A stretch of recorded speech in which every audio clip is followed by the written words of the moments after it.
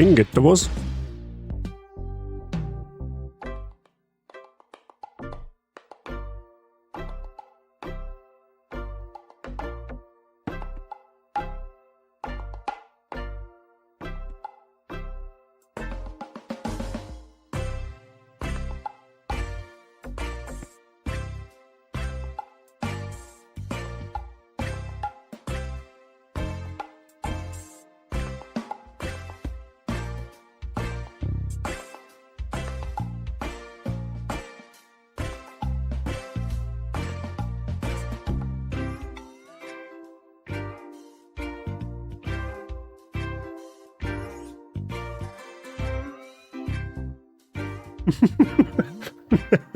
Moin beieinander. Da habe ich mehr über den Lurk gekommen, habe ich die jetzt muss, ja, so kann man es so kann man einen Streamermann instant zum Schweigen bringen, gell? Okay, dann beschwere ich mich halt schon wieder nicht. Alles gut, Carmen Havitieri. Grüß euch, einen wunderschönen Sonntagmorgen. Wie geht's euch? Ist alles zauberhaft. Ist alles zauberhaft. Es war gestern, ja, würde ich sagen, ein sehr geiler Stream. Monster Hunter World ist schön gut angekommen, würde ich sagen. Sowohl bei der Yassi als auch bei mir. Also an mir ist, ich weiß es nicht, an mir ist, glaube ich, irgendein Influencer verloren gegangen, weil ich hab gestern aufgehört mit dem Stream und ich war dann nach dem Stream noch ein bisschen in MHW. Also ich bin jetzt auch wieder addicted. Also was auch so ein Stream ausmacht, das ist irre. Ich werde auch nach dem Stream in MHW drin sein. Auf alle Fälle, lange Rede, kurzer Sinn. Ich war in MHW, kriege ich eine Nachricht in Steam, also Chat-Nachricht quasi, hat mir ein Arbeitskollege von mir geschrieben. Ja, jetzt hat er wieder Bock auf MHW, er hat es instant bei MMOGA geholt und ja, so. Und legit, eine halbe Minute später, nachdem ich diese Nachricht von meinem Arbeitskollegen gekriegt habe, hat mir ein anderer Arbeitskollege auf Discord geschrieben, dasselbe in grün. So, jetzt hast du mich soweit, jetzt haben wir mal ein MHW geholt. Das kann auch nicht wahr sein, oder? Irgendwie, ich weiß es nicht, irgendwie, an mir ist irgendein Influencer verloren gegangen. Wenn ich das gleich so negativ beeinflussen kann mit dem Schmarrn, den ich da im Internet betreibe. Das ist irgendwie schon, das weiß ich nicht, das zieht sich irgendwie wie so ein roter Faden. Das hat angefangen letztes Jahr mit der Switch und das geht bis heuer durch. Es war mit der Switch das gleiche, es war mit Mario Kart das gleiche, es war mit Elden Ring das gleiche, jetzt ist wohl mit MHW auch so, da wo der eine oder andere auf den Zug aufspringen wird. Aber es ist ja schön, mehr Monster Hunter Spieler haben bekanntermaßen mehr gut. Zumal die Yassi auch voll im Fieber ist, was ich jetzt so ein wenig herausgehört habe.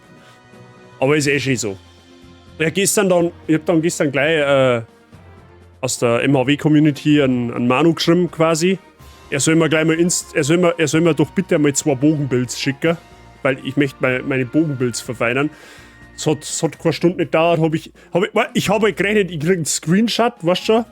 Ich kriege einen Screenshot, welche Waffen, welcher Mantel, welche Gear und welche Juwele drin haben. Nix da. Ich kriege 3 Screenshots mit so einem Text, wie machen soll, das ist einfach irre. Mit dem werde ich mich noch im Stream ein bisschen beschäftigen. Beziehungsweise halt, falls gerade irgendwer von den Monster Hunter Neulingen da ist, gegebenenfalls mit denen zocken. Ne? Aber das ist, wie gesagt, das ist erst einmal das, was nach dem Stream passiert. Jetzt ist erst einmal wichtig, was im Stream passiert halt. Ne? Wir machen halt quasi den Nachholstream vom Mittwoch, weil Mittwoch habe ich nicht können, weil ich Handwerker im Haus gehabt habe. Das heißt, wir werden halt mit der Pokémon-Nuzlocke weitermachen. Wir werden Richtung Weideburg aufbrechen. Wir haben letztes Mal einen 4. Arena-Orden ohne Verluste geschafft. Ja, das ist sehr zauberhaft. Ich habe eigentlich schon wieder mit Verlusten gerechnet. Aber haben wir gut durchgekommen und jetzt werden wir uns in die nächste Stadt aufmachen, wo halt normalerweise ein Rivalenkampf wartet. Ob man Arenaleiter halt schon machen, das weiß ich nicht. Ich glaube eher nicht, weil wir uns doch einiges an Routen anschauen müssen, die wo auf uns zukommen. Von daher wird's, glaube ich, relativ entspannt, was das angeht. Also ich hoffe es zumindest. Ich hoffe, dass wir nicht allzu stark strugglen müssen. Und ja, ansonsten schauen wir einfach, wie es auf uns zukommt. Da ich sagen. Wir haben jetzt 4 Orden. Das heißt, 4 brauchen wir noch. Wir haben jetzt Halbzeit, was die Orden angeht. Aber einfacher werden wir jetzt nicht, schätze ich mal. Also müssen wir immer vorsichtig sein, was Phase ist, weil da kann jederzeit irgendwas dahergehen, was uns gnadenlos aus dem Leben knockt. Ich habe offstream die ganzen Pokémon e.V. trainiert, die wo wir noch offen gehabt haben. Ich habe die restlichen Pokémon weiterentwickelt, die wo wir noch entwickeln können. Das haben wir letztes Mal im Stream noch teilweise gemacht. Und ansonsten habe ich eigentlich sonst nichts getan. Ne? Wenn wir jetzt in Weideburg haben, können wir theoretisch sogar das Wesen ändern. Das ist aber mit Herzschuppen verbunden. Und nach dem 5. Orden, also sprich den nächsten, wenn wir gemacht haben, können wir auf Routen, wo ich mir Herzschuppen farmen kann. Das heißt, wir haben dann unendlich Ressourcen, um die Wesen dann auch von den Pokémon ins Reine zu bringen, so wie sie sein sollen. Dann haben wir quasi die perfekte Aufstellung, was das angeht. Aber das kriegen wir hin. Beziehungsweise müssen wir mal schauen, ob wir bis dahin kommen, aber irgendwie wird es schon werden. Hoffentlich. Jetzt weiß ich noch nicht ganz genau, wie lange ich heute live bin. Ich schätze mal so bis um 12 Uhr umeinander. Ungefähr, Pi mal Daumen. Je nachdem. Wie gesagt, ich werd nach Weideburg halt gehen und eventuell den Rivalenkampf noch machen.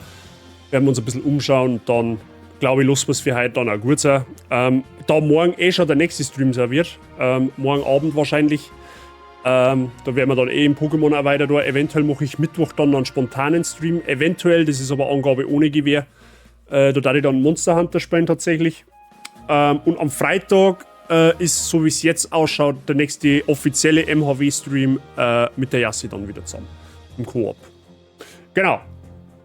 Gut. Das ist eigentlich das, was ich euch sagen wollte. Erstmal. Ne? Deswegen machen wir jetzt da mit Musik leise. Der wir da Spiel starten und der wir da umswitchen, damit nichts passiert. Ich habe mir jetzt übrigens auch gestern einen neuen Controller bestellt, weil meiner leider gnadenlos baden gegangen ist oder langsam baden geht. Ne? Ich habe leider einen Stickdrift drin. Ich habe gestern sogar den Controller zerlegt und versucht, es selbst zu beheben. Habe mir da eine Anleitung in YouTube gesucht. Es war eigentlich nicht schwer, aber meiner ist leider nicht mehr zu retten. Deswegen habe ich mir gestern einen neuen Controller bestellt. Und der sollte irgendwann die kommenden Tage dann eintreffen. Ne? Also hoffe ich zumindest.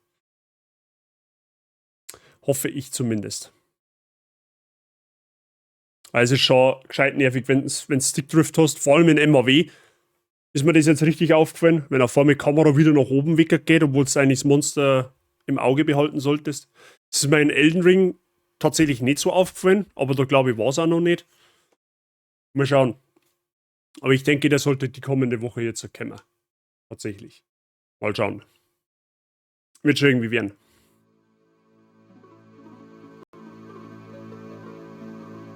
Dann haben wir die Kamera wieder rum.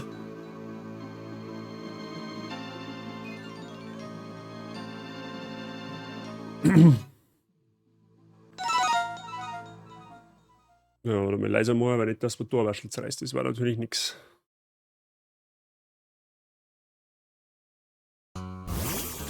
Gut. Da haben wir stehen bleiben. Ich habe das Team ein bisschen geupgradet. Ja, was heißt geupgradet? Ich habe jetzt das aktuell mal so ein bisschen ins Team genommen. Wir nehmen jetzt sogar Quappo mit, weil ich Quappo irgendwie cool finde. Ja, Relaxo Rotom als Tanks sozusagen. Dann haben wir so ein bisschen was dabei, was sowohl ein bisschen Tanky als auch gute Offensive hat. Und Aerodactyl, der wo letztes Mal die Arena im Alleingang fast zerlegt hat, haben wir auch dabei. Ich habe außerdem ein bisschen Boxenmanagement betrieben. Ich habe jetzt 3 unterteilte Boxen. Ne? Ich habe jetzt einmal die Pokémon, die wo bulky offensive sind, also sprich, die wo ein wenig KP-Investment haben und aber gleichzeitig auch ein bisschen Angriffsinvestment haben, von den EVs her. Also quasi die Hybriden. Da haben wir mit Abstand die meisten. Dann habe ich welche dabei, die haben rein defensiv ausgelegt. Ne, das sind unsere Das sind quasi unsere Wall-Pokémon, die wo halt Damage fressend und gut tanken können. Da haben wir nicht ganz so viel. Und dann haben wir die voll offensiven, die wo halt quasi mehr oder weniger auf Glaskanone angelegt haben. Quasi die machen unfassbar viel Schaden. Aber abfurzen darfst du das nicht, weil dann fallen sie da rum. So quasi auf die Art. Ne? Das sind diese Herrschaften hier drinnen. Habe ich mir jetzt einfach einmal unterteilt. Wir werden wahrscheinlich irgendwann eine zweite Bulk-Offense-Box brauchen, weil, sagt sie eh, die ist halt beinahe schon voll. Ne? Genau. Ansonsten habe ich jetzt alles einmal so weit entwickelt. Mal alles auf Level 44 gebracht, auf unser Level Cap, auf unser aktuelles. Wir haben jetzt da Pantifrost, glaube ich, heißt das Ding. Das hat sich auch entwickelt. Ansonsten, das, was ich halt on-stream noch gemacht habe, ja, Yogi Löw zum Beispiel, den wo man nicht einmal sagt, ne, weil er so groß ist, war eh on-stream. Wir haben auch Krawums, das habe ich glaube ich on-stream nicht gemacht. Wie gesagt, ich habe einfach aufgegrindet, also aufgelevelt, die Pokémon halt einfach auf Stand gebracht. Zum Beispiel auch Hundämon haben wir jetzt, Vibrava, gut, das haben wir glaube ich eh schon im Stream gemacht gehabt. Genau, das entwickelt sich leider erst in 4 Level, das heißt, das ist uns bis dato noch nützlos. Aber ansonsten meine passt schon. Ebbinghausen, guten Morgen. Wie geht's da? Genau, das ist Stand der Dinge. Und jetzt darf ich mal vorschlagen, wir gehen einfach einmal gemütlich weiter.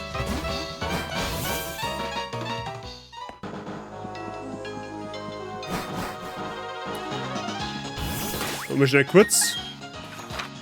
Wir müssen nämlich jetzt da runter.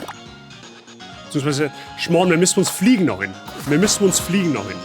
Fliegen müssen wir uns noch hin und ich glaube, wir haben noch 3 statische Encounter offen. Wenn ich mich recht entsinne, dann muss man warten, bis der Sai da ist. Weil der weiß das. Ich glaube, es war 210, 215 und noch irgendetwas. Ich finde es lustig, wie das Quattro hinterher waschelt.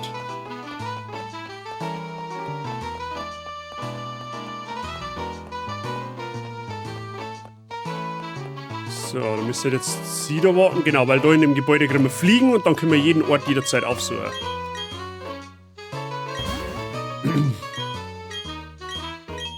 Und da müssen wir jetzt quasi mit der KI kämpfen. Das sollte aber kein dramatischer Kampf nicht werden. Zumindest hoffe ich das.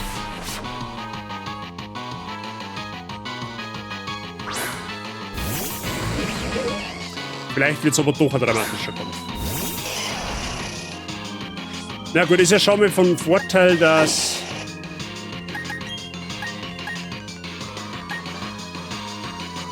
hier Kadabra dabei hat. Und wir haben ein 9 Level drüber.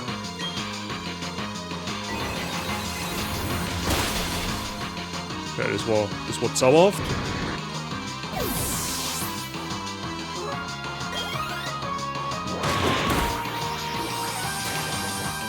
Gut, jetzt eigentlich geredet, dass ich langsamer bin.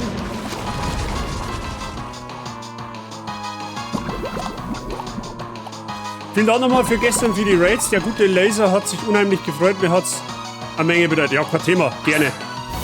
Gerne. So, jetzt pass auf. Ich gehe jetzt wieder davon aus, dass Skullbart schneller ist. Oder auch nicht. Das Skullbart schon mal raus. Na, sowas unterstützt man ja gern. Wenn einer einen 12-Stunden-Stream macht und Geburtstag feiert, das ist ja überhaupt kein Thema. Ich bin momentan so, dass ich gern neue Leute kennenlerne. So. Von daher überhaupt kein Thema nicht.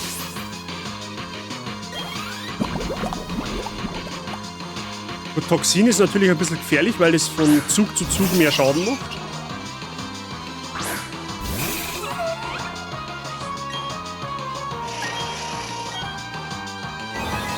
Der Kadabra kümmert sich komplett um die linke Seite, das ist gut für uns.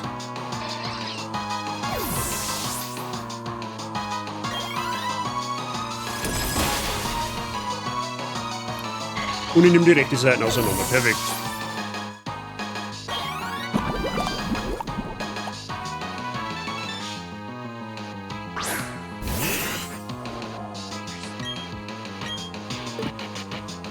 Das überleben wir zwar noch einmal, aber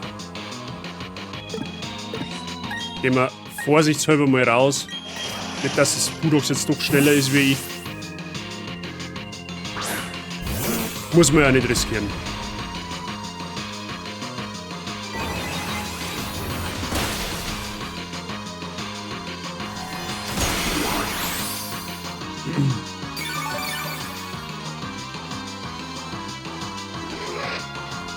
Und Gott sei Dank nur noch Ohr-Pokémon, von daher.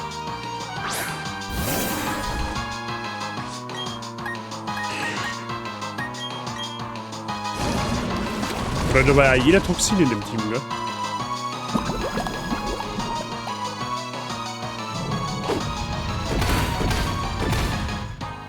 Es macht einfach Erdbeben, hallo, du triffst mich ja selber.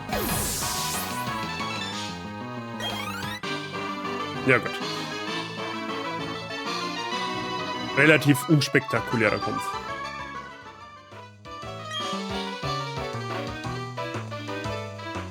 Aber ich hoffe, dir geht's gut, Ebbinghausen.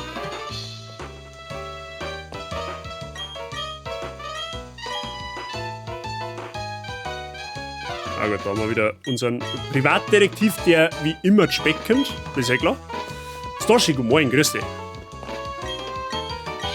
Alles fit bei dir? Körperlich mittlerweile recht gut, schmecke immer noch nichts. Ah, du hast Corona, glaube ich, ne? Bin ich da jetzt richtig drauf?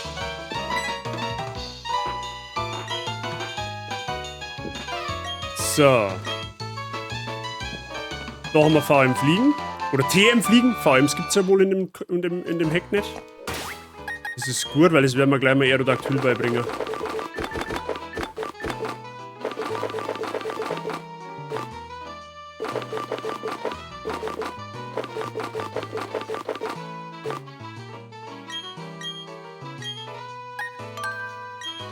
Was?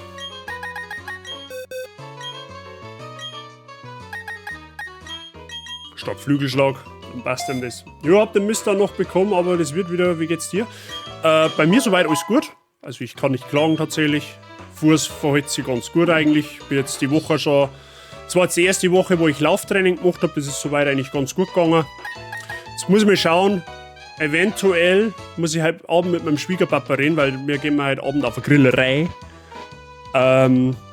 Ich werde meinen Schwiegerpapa heute Abend mal fragen, ob er kommende Woche jetzt, weil die auch Urlaub haben, mal mit mir auf den Tennisplatz gehen möchte, um locker Bälle zu schlagen. Also nicht gegeneinander, sondern miteinander. Und mal schauen, wie sich der Fuß da verhält, weil ich möchte eigentlich bis Anfang September wieder fit sein, damit ich im Doppelturnier mitspielen kann. Weil Doppelturnier sage ich jetzt realistisch, weil ich da nicht so viel laufen muss. Von daher, aber sonst kann ich nicht klagen. Aber schön, dass bei dir auch langsam wieder aufwärts geht. Ne? Es ist einfach blöd, wenn man halt einfach so einen Infekt mit sich rumzahlt und den gefühlt nicht weiterbringt. Schön aufpassen, aber ich hoffe, das klappt und wirst schnell wieder fit. Ja, also der Heilungsprozess gestaltet sich sehr, sehr gut. Also die Verletzung ist jetzt auf den Tag genau 5 Wochen her. Und für das bin ich sehr, sehr gut froh. Also normalerweise beim Bänderriss fangst du jetzt eigentlich erst wieder an, dass du normal anfängst zum Gehen. Und von daher bin ich eigentlich relativ schnell unterwegs, was die Heilung angeht. Gott sei Dank. Muss ich aber auch sagen, von allen Bänderrissen, die ich jetzt gehabt habe, das ist ja nicht der erste, ich habe ja jetzt mittlerweile schon 5 hinter mir, ist der mit Abstand am schnellsten verheilt. Da war aber auch die Behandlung ein bisschen anders. So, da müsste es einen Encounter geben. Okay, kriegen wir Energieball. Da müsste es einen Encounter geben, weil das ist ein Seenufer, oder? Ja, genau. Das ist ein Seenufer. Das heißt, da kriegen wir auf jeden Fall einen Encounter. Mit das. Dann werden wir uns den natürlich einmal genehmigen, hätte ich gesagt.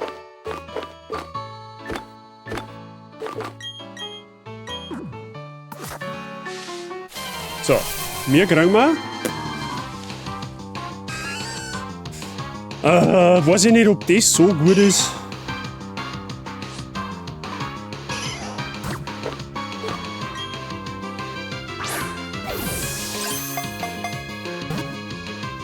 Gut, das kann sein, dass das Ding einen Buff gekriegt hat.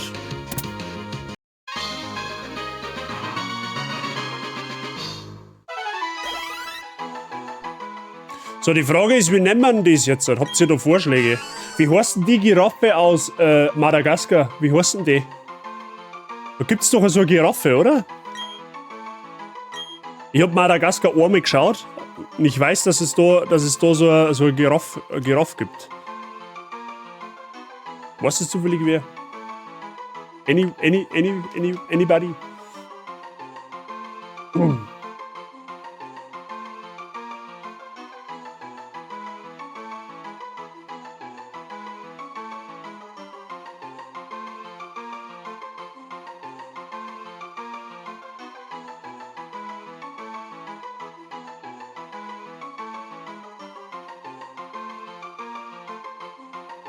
Melman. Melman, ah. Dann nehmen wir's. Melman. Ja, ich weiß nicht, ich habe jetzt natürlich keine Ahnung, wie gut oder schlecht das Ding ist. Also in die Base Games ist eher suboptimal.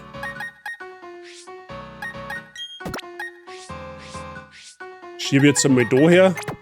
Also alles, was wir reinfangen, schiebe ich da her, dann weiß ich, dass ich V trainieren muss. Die 3 habe ich nicht EV trainiert, weil die 3, oder die 2 bis das glaube ich ist EV trainiert. Die 2, also werden wir basically nicht benutzen, weil die komplett useless sind. Ja, aber ansonsten mal gucken.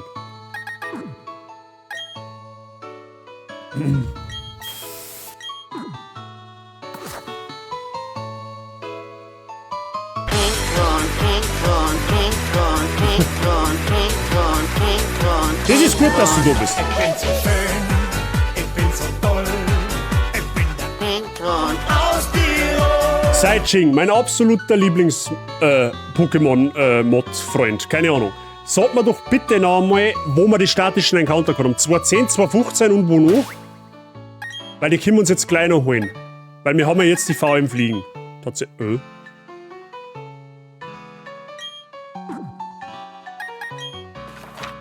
Okay, und wie kann ich das jetzt verwenden? Indem wir es. Ja, okay. 210, 214, 215. Passt. Dankeschön. So, wo war 215? Das war da. 210, 214, 215. 214 war gleich da oben. Ja, das ist da der Baum.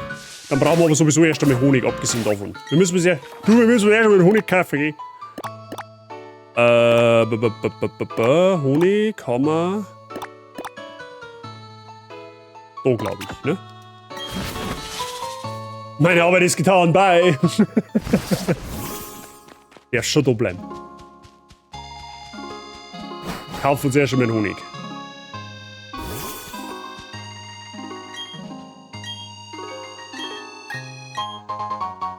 Kaufe ich gleich mal ein paar mehr jetzt.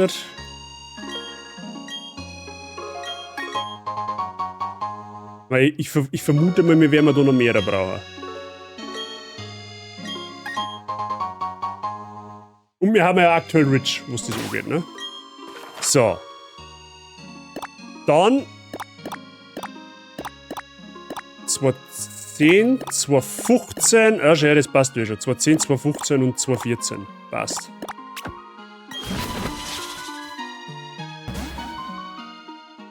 Danke, dass du mich wieder mit einem neuen Run starten lassen hast bei Standard Demand. Gern geschehen, Mr. Saiching. Falls du das Ding hier spielen willst, just callen Sie mich. So, da haben wir 210. Da brauchen wir jetzt irgendwo. Den Honigbaum. Der sich da ja irgendwo befinden muss. Ne? Da ist er. Da ist der Honigbaum.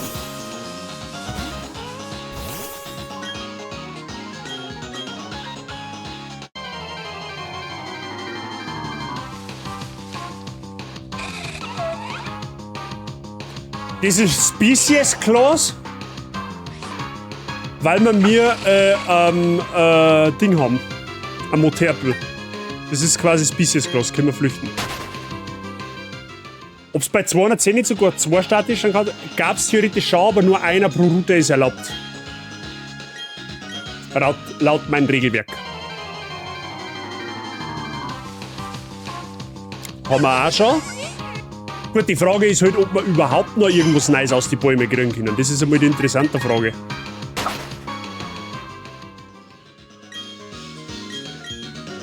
Irgendwann wird es nämlich, glaube ich, anstehen, was das angeht. Der ist neu, den nehmen wir. Und Andi, guten Morgen, grüß dich gut.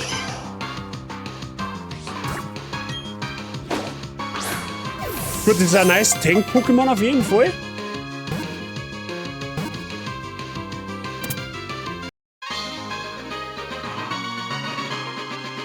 So, Freunde der Sonne, wir brauchen einen Spitznamen für einen Tannenzaun. Oh, was soll denn vor Stelka da stehen? Irgendeine so eine mobile Festung, glaube ich, oder?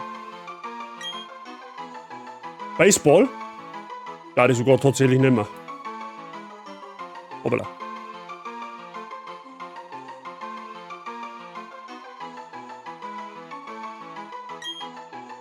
Baseball it is. Gut, dann haben wir den Encounter. 215 hat der Mr. Saiching gesagt, haben wir auch noch einen. Das ist dann der da oben.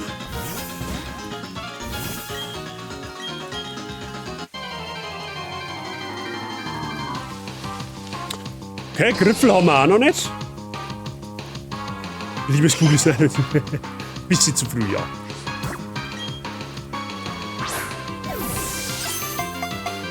Gut, dann wisst ihr jetzt auf Anhieb einen Spitznamen. Ambideffer, glaube ich, sogar richtig gut.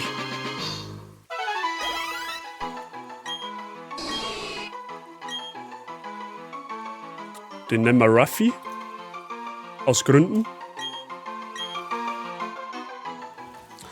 Gut, dann haben wir noch Unterhöschleide, ne? 214, genau. Ich kann da leider nicht sagen, weil ich Tour nach Half-Man tatsächlich nicht geschaut habe. Auch wenn es wohl eine Bildungslücke sein soll.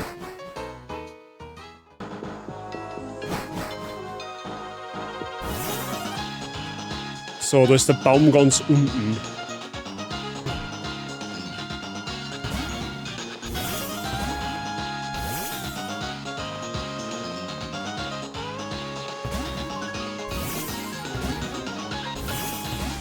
Da ist er. Hä?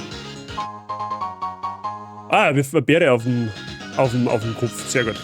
Wissenslücke, ja, mache ich nicht, Memes ja, aber Wissenslücke nicht. Okay. Ja, ich weiß halt, Charlie Sheen halt so, ne? Das weiß ich schon, aber. Gut, Bibo haben wir schon.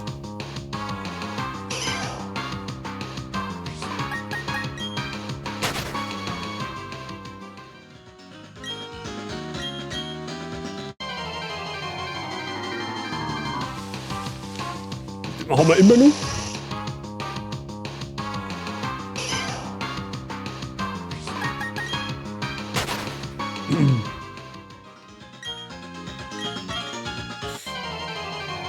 Die Frage ist, gibt's da auch was anderes?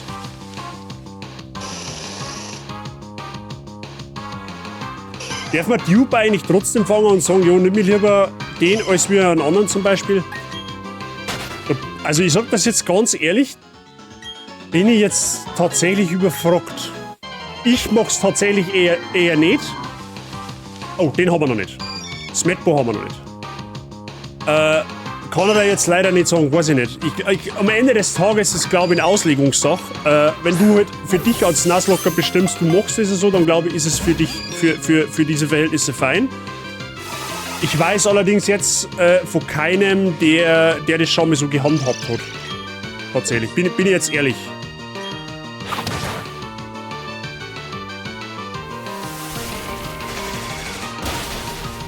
Aua.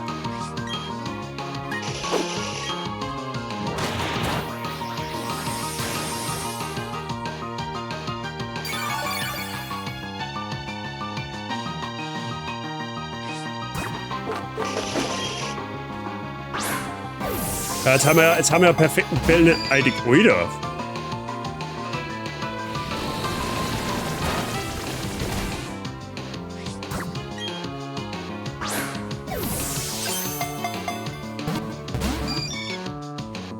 Okay, das Smetbo muss aber ziemlich krass sein, wenn es so heftig aus Bälle ausbricht.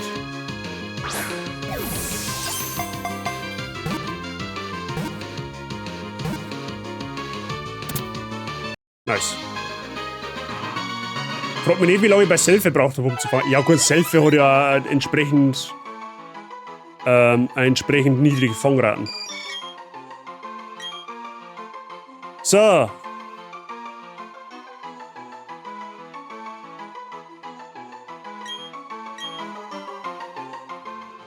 Perfekt, dann haben wir den Encounter auch. Gut, den Encounter haben wir uns ja gerade geholt. Wakira Farik. Also jetzt nichts Besonderes. So, jetzt müssen wir mal schauen, wo die das Ganze hier verfrachtet haben.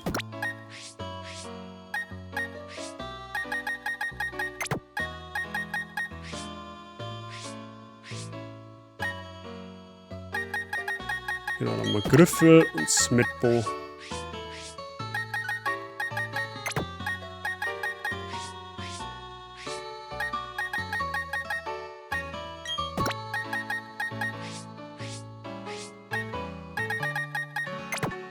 Okay.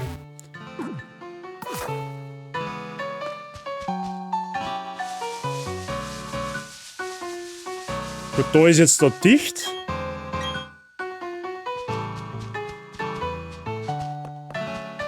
So, sie sucht ihren Schlüssel für ihr Zuhause, wenn man das täuscht. Wir müssen da hier vorne irgendwo liegen. Da geht's nach Sonneweg, da können wir noch nicht hin. Ich meine, der Schlüssel liegt irgendwo da. Genau, da ist er.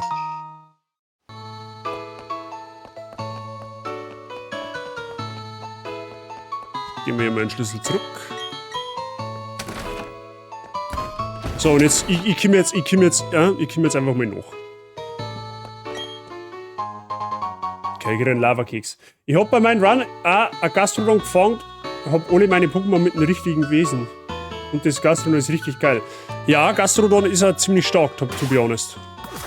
Wird uns wahrscheinlich in der Arena in der kommenden recht gut helfen können wegen der Fähigkeit Sturmsog.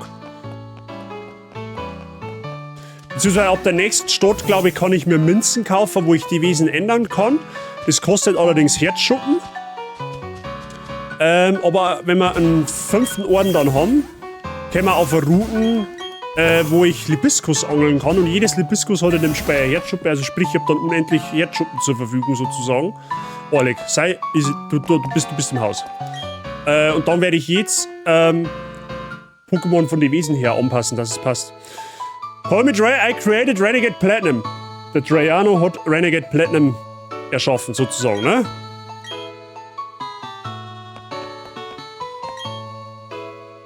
Das ist der Game Director. Und wer bist du? Ebenfalls. Sehr schön. Spazi-Mod-Haus. So, schauen wir mal, was es da drin gibt.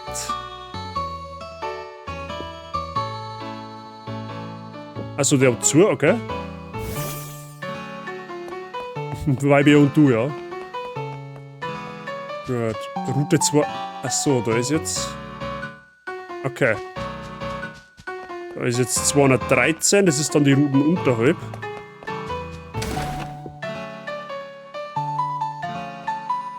Okay, da ist der Mike drin, perfekt.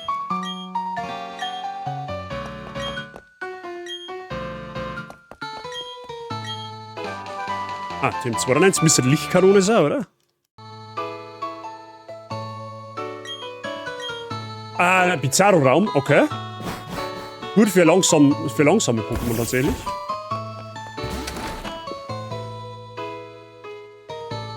Braucht man noch ein Pokémon für ein Zero, für Pfichtele und für einen Sigi? Ja, tatsächlich schon. Die müssten sie nur melden, wenn sie im Stream da haben, wenn ihr Pokémon fangen, was sie gerne sein werden. Dann ist das kein Problem.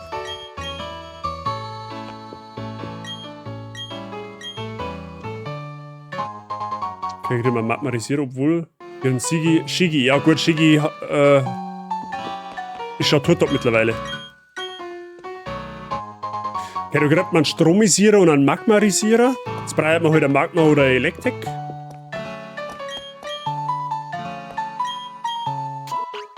Ah, der heilt uns, okay, fein. Route 213. Gibt es auf alle Fälle auch einen Encounter, aber die Frage ist jetzt, so gehen wir glaube ich links rum.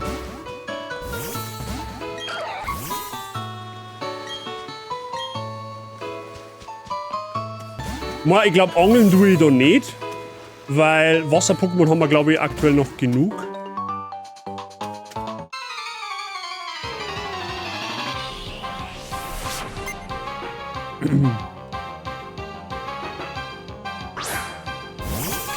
Oh, Azumarill, das ist ein Feen-Pokémon, da müssen wir mit Quappo auf jeden Fall raus.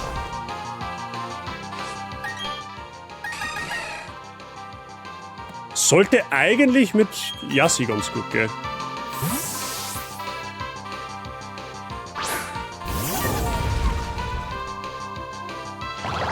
Okay, es macht Aquaring.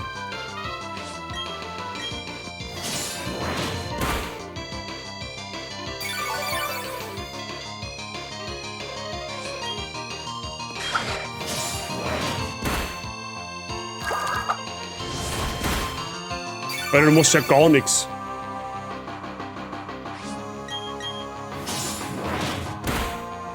Easy. Warum schaut das Pokémon aus wie ein Mashup von Elden Ring? Kleiner Charakter und große Waffen. Tja, warum wohl?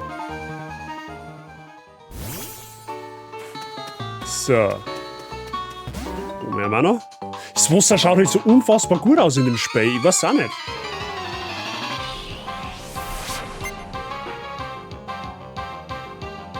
Da haben wir Gastrodon.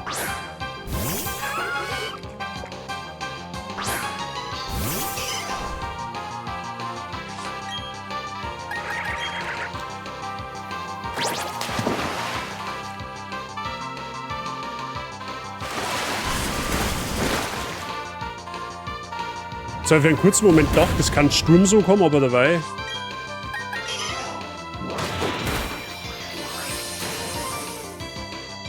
Bei Quappo taugt man irgendwie, was auch nicht.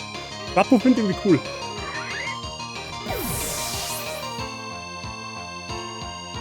Apropos, ich stehe da im DLC vorm Radan.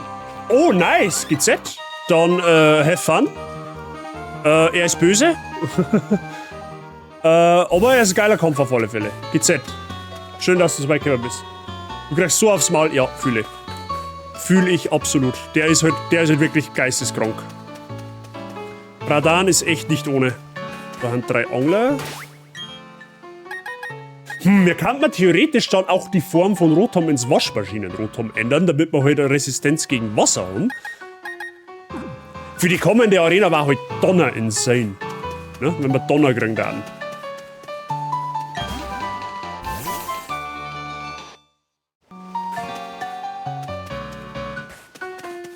Das ist immer nur Route 213, dann werden wir uns da den Encounter holen tatsächlich.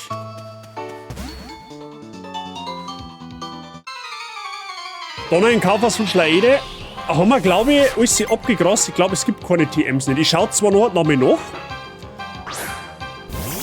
aber ich meine, dass es da keine TMs nicht gegeben hat. So, du gehst gnadenlos baden, hätte ich fast behauptet. Quappo ist halt aber auch insane tanky, gell? Ein Vanilla-Game, ja. Aber ich schaue dann, wenn wir in Weideburg haben, schaue ich da nochmal nach. Gut, Huge Jump bringt jetzt gar nichts, weil du sowieso stirbst.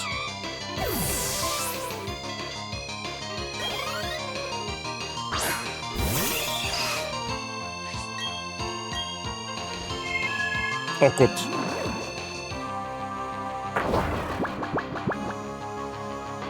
Erst mal schauen, wie viel Schaden du machst tatsächlich, ne? Okay, das bringt nichts, weil ich kann keine Attacken, die nichts machen. Weil der Quappo ist schon so ein bisschen ein Zerstörer, habe ich so das Gefühl. Ich glaube, ich habe Quappo dezent unterschätzt.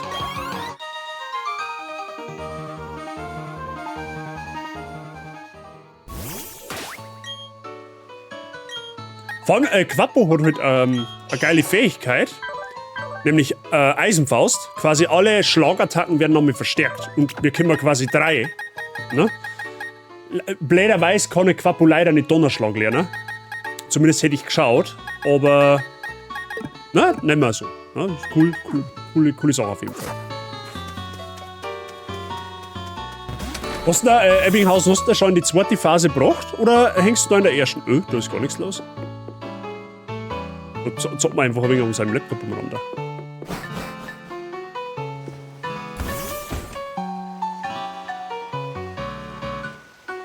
Radan ist ja, beim Radan brauchst du Waffen. Wie sage ich denn?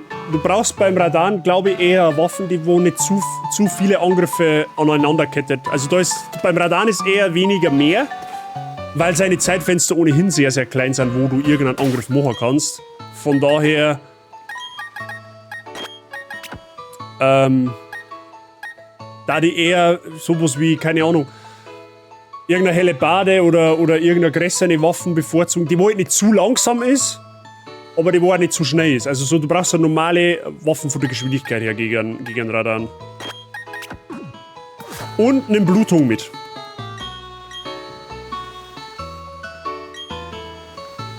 Okay, der mag uns nicht.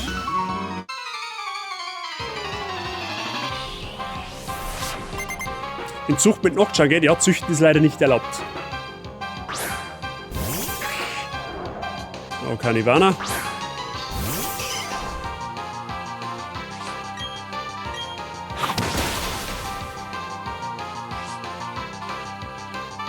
Alter, das Roughskin hat aber tatsächlich ganz schön fett gemacht. Jetzt haben wir Dortmund hingekriegt, egal wie lange es dauert. That's the spirit. Genauso von sowas leben soll Spieler. Vom Ehrgeiz. Ja, aber den legst du schon. Den legst du schon irgendwann. Da brauchst du nicht halt an. Es dauert halt, weil er halt wirklich schwer ist. Aber... Ich sag, konzentriere dich vor allem aufs Aus... Also du lern seine Patterns. Das macht unfassbar viel aus, wenn du sein Movement dodgen kannst. Der hat auch so eine schöne lange Combo. Wenn du die gedodged kriegst, ist das schon fast halbe Miete, weil die macht er sehr, sehr häufig und die macht er in der zweiten Phase sehr, sehr häufig. Und das ist halt so ein Angriff, da hast du tatsächlich einmal 1-2 Sekunden, wo du wirklich richtig shit Damage machen kannst. Ich weiß, natürlich viel leichter gesagt als wir da, ne? Aber du machst das. Ich glaube an dich. Okay, gut, die Menge an die Kämpfe, passt. Hängt die Fangregel auch nur mit der Verteidigung zusammen, weil mit GFR, SLP und PAR erhöht man so. Gute Frage, normalerweise nicht. Oh, da gibt's einen statischen. Freunde der Sonne auf 213. Den nehmen wir gleich mal mit.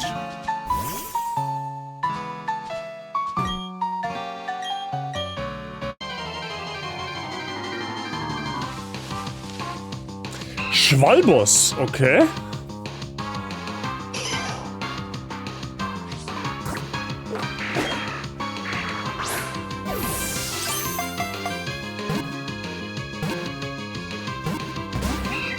Schwalbos potenziell gut, je nachdem, was es für Fähigkeit hat. Oh scheiße, das ist effektiv. Geht gut.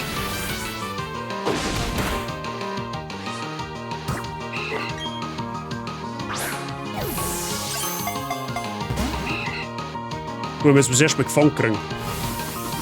Du bist jetzt schon ein Namen. Solange es ein vernünftiger Name ist.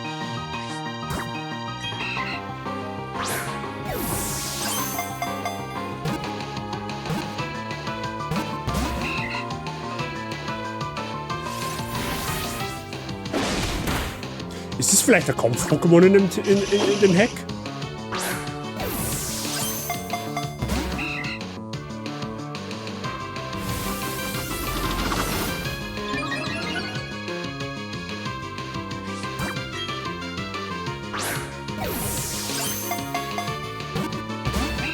Alter Schwalbos, geh halt bitte in den Bullen rein. Was ist mit dir?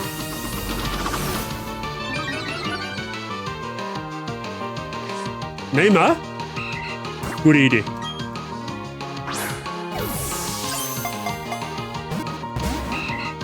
Ja, okay, wenn der Neymar jetzt noch länger Bälle verbrot, dann bringe ich die einfach gnadenlos um. Sag dir, was ist. Ah, wir haben keine Timerbälle noch nicht. Müssen wir noch kaufen. Okay, so Quick Catch, das ist drin. Passt.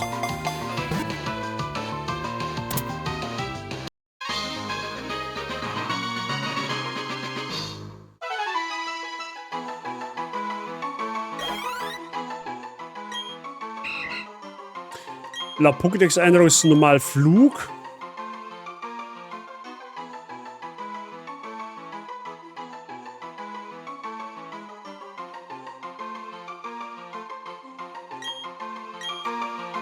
Schauen wir mal. Balotelli, ja, der war sagen will.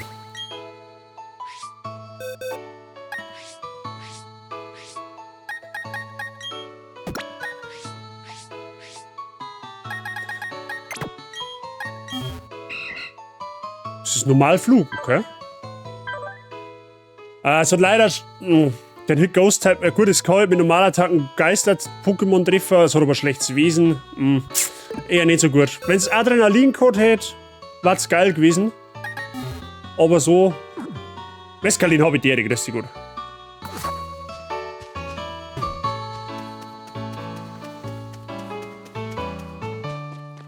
So, da, oh, da haben wir Bären. Natürlich auch mit.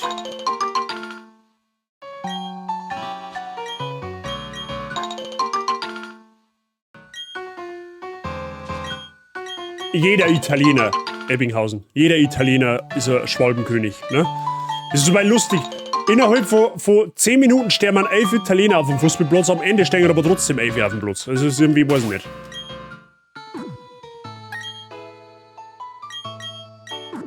So, dann haben wir uns den Encounter auch noch.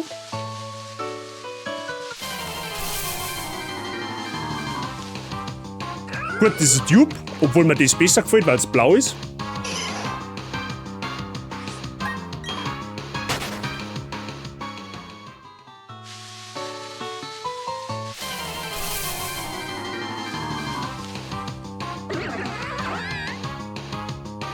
Okay, das ist, glaube ich, neu, oder?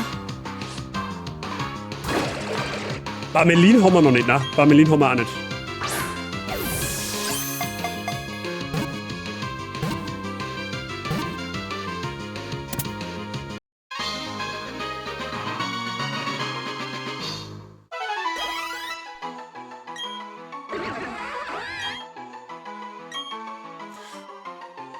Torpedo hört sich auch gut an, weil schnell. Sei es halt voll drauf mit den Spitznamen.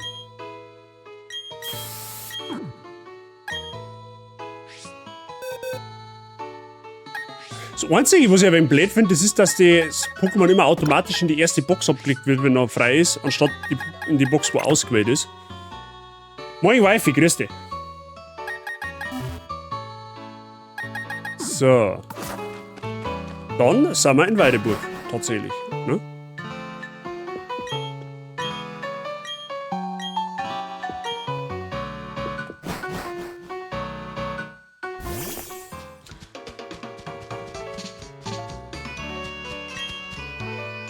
So, da kriegen wir auf alle Fälle einen Encounter im Moor.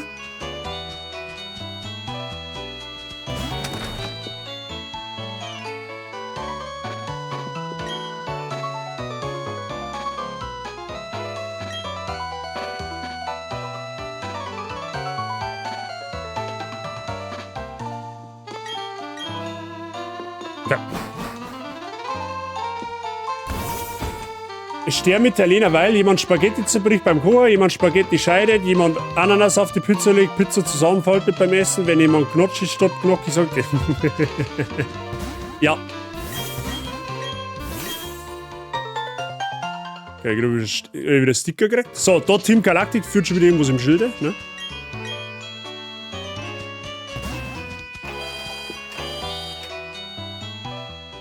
Jetzt sind gerade 5 gestorben, ja.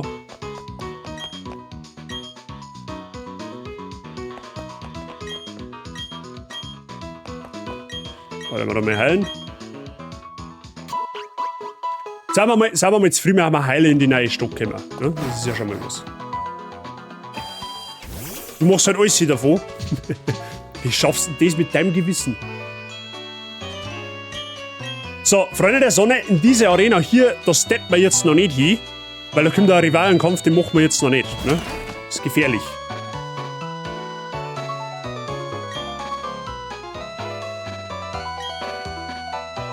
Ja, das ist schon wieder Anton. Da haben wir einen Haufen Fanatiker von Saiyajins in der Region.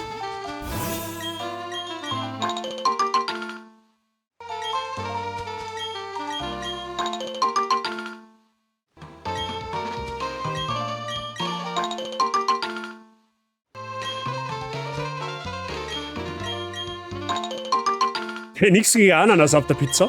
Ich mag es tatsächlich auch nicht. Mich stört es aber auch nicht, wenn einer isst mit Ananas. Ne?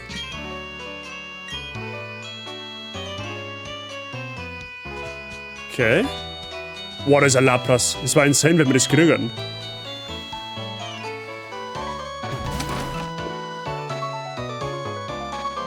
Ich bin Team, mir wurscht, Hauptsache Pizza. Ja, genau. Bryce Havidere. So, er ist der Herzschuppentauscher. Ja, wow, leck. Du kannst nicht nur... Du kannst da nicht nur Münzen kaufen für jeweils eine Herzschuppe, ne, ums Wesen entsprechend anzupassen. Du kannst da sogar Fähigkeiten, Kapseln und Fähigkeiten irgendwas kaufen, um die Fähigkeit zu ändern, beziehungsweise um es in die versteckte Fähigkeit umzuändern. Freunde der Sonne, spätestens nach dem 5. Orden werde ich offstream so hart Herzschuppen farmen und meine Pokémon so hart aufs Max-Level bringen, dass du sagst, gibt's das.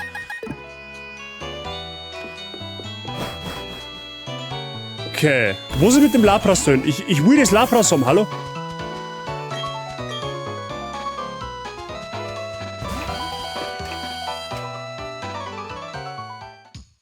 So, der Käfersammler.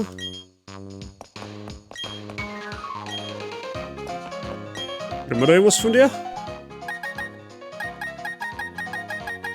Nur den Standard-Random-Scheiß.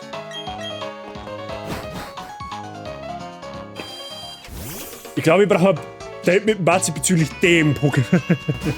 Das wird man hinkriegen. Na, Quappolos mehr. Okay, wollen wir da schon rein?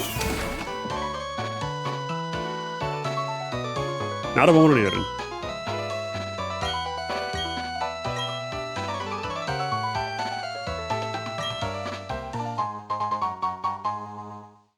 Ah, was?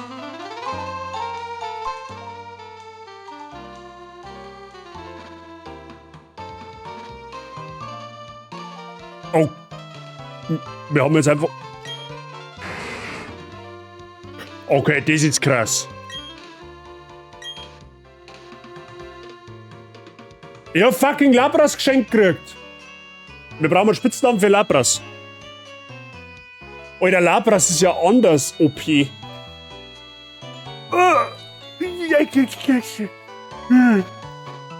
Und normalerweise darf man es jetzt Lamaschal nennen müssen, aber das hat ja schon einen Spitznamen, ne? Kein Spitzname, boah, leck, dass wir Lapras haben, ist richtig OP. Oh. Loch Ness haben wir schon. Loch Ness haben wir schon als Spitzname, das ist Milotic. Schau, da habe ich die abgesehen. Loch Ness hat schon Milotic als Namen.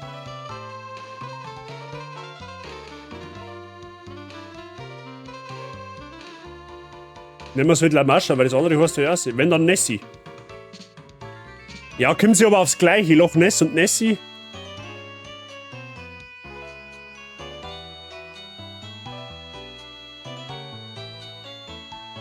Aber ein Lorf Meme. Ein Lorf Meme sollte man es eigentlich Lamascha nennen, oder?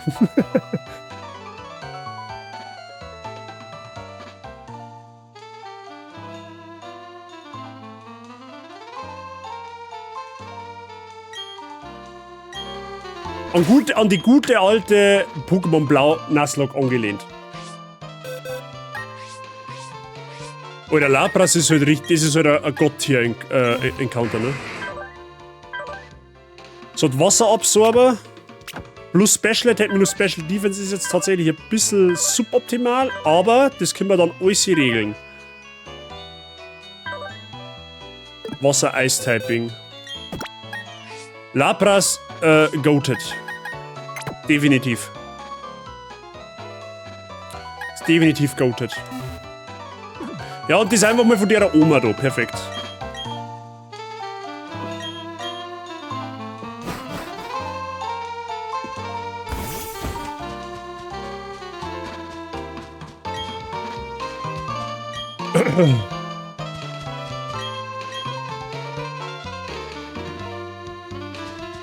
Was möchtest du? Du möchtest... Na. Oh. Trainer, please show me a Pokémon that's a mean-looking fish. Mean-looking fish. Ist ein Carnivanas dann, oder?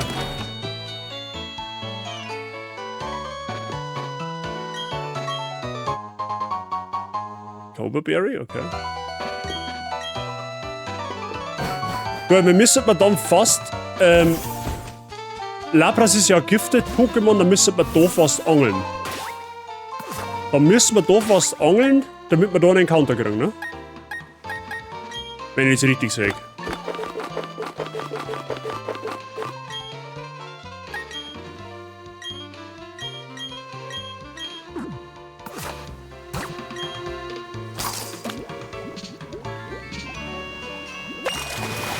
Schauen wir mal.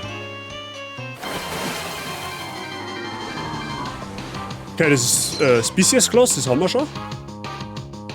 Dann haben wir quasi basically jetzt schon die Endentwicklung davor.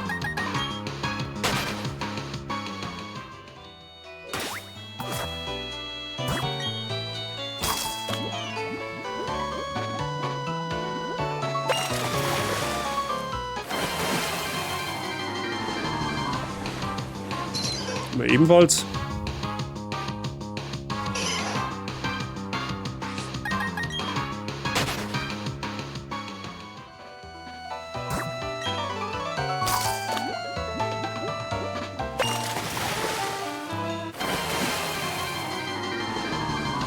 Da gibt es da noch was anderes für Quapsel, weil sonst muss aber warten, bis wir Surf haben.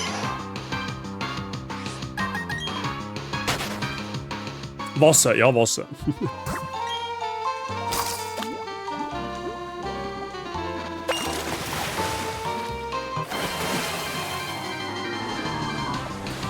Okay. Ich hab ja Quappo gern, aber ich brauche jetzt nicht zwei.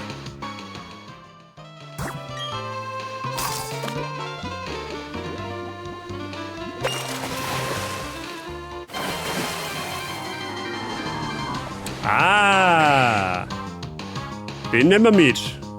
Vielleicht ist das sogar der mean-looking Fish.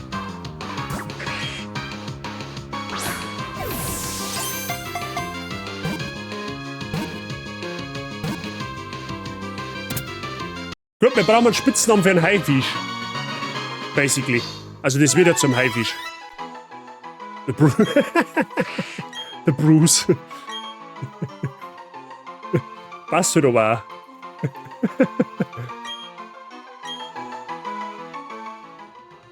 Okay, pass auf. Ist das der mean-looking Fish, von dem der da redet? So, mal schauen.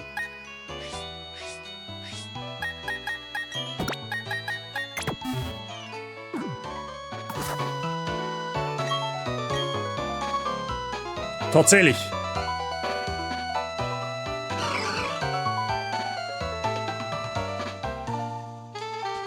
Okay.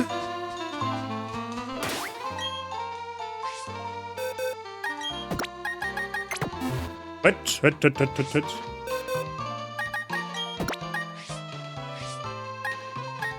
Also allein jetzt muss man in dem Stream, aber allein jetzt schon die Encounter gesammelt und wir haben noch nicht mehr alle Routen abgegrast. Ne? Wir müssen jetzt noch ins Moor. Im Moor kriegen wir auch noch einen Encounter. Da war halt Piondragi war halt richtig stark im Moor.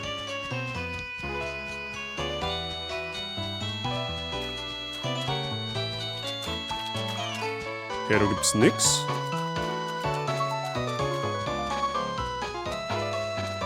So, da ist Route 212. Da schauen wir nachher weiter.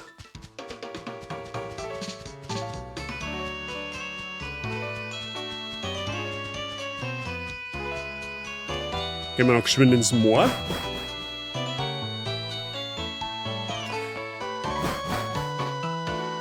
Fische sind Freunde, kein Futter, ja.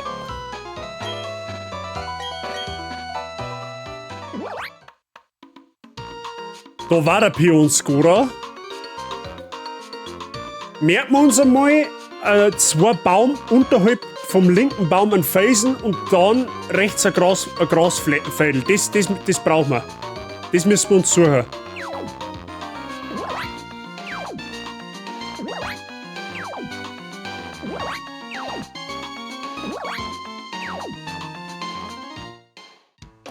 Okay.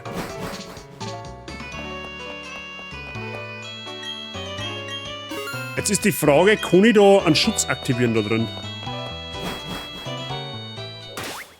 Normalerweise ja, oder?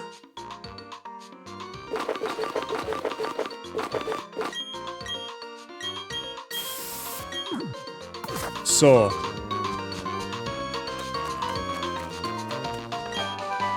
Gut, haben wir Instant Slush Bomb gefunden. Das ist wahrscheinlich links unten. Schauen wir mal.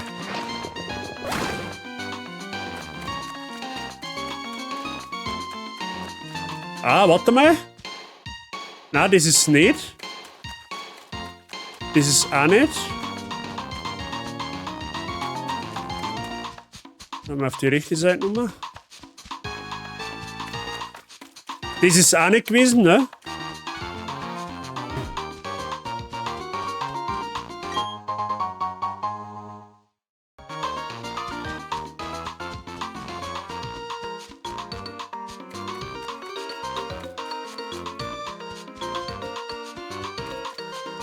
Müssen wir jetzt einfach ein wenig schauen.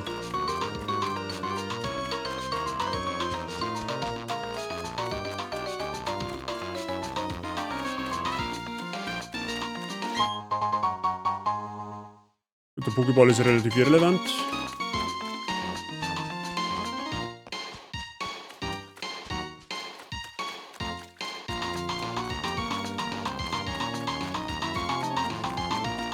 Gucken wir mal da nicht unendlich Schritte, gell? Das müssen wir auch beachten.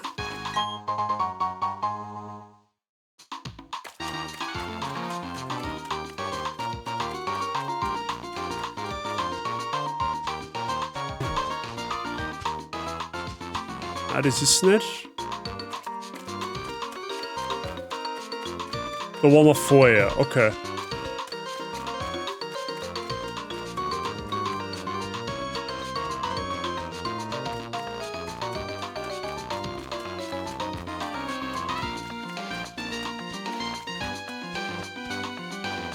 Ja, da ist Sackgasse.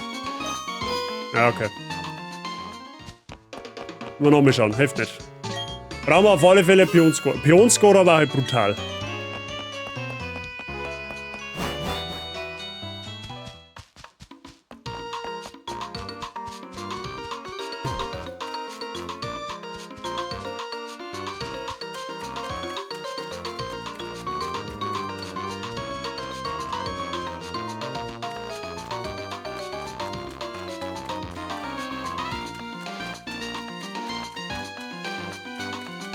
Schauen wir einfach erstmal in der linken Seite.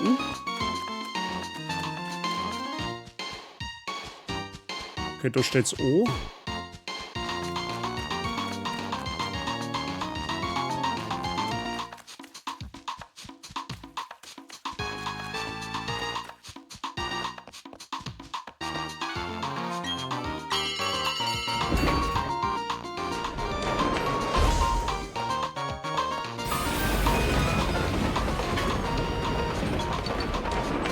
Schauen wir einfach mal, wo er hintert.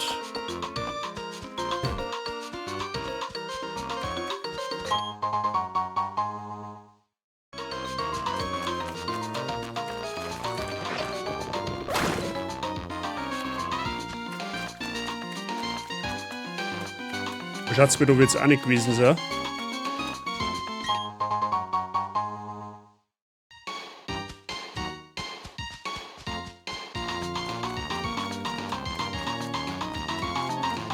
Ah, warte mal, da meine ich, kann es warm werden jetzt. Da. Schauen wir mal. Nein, das ist es auch nicht.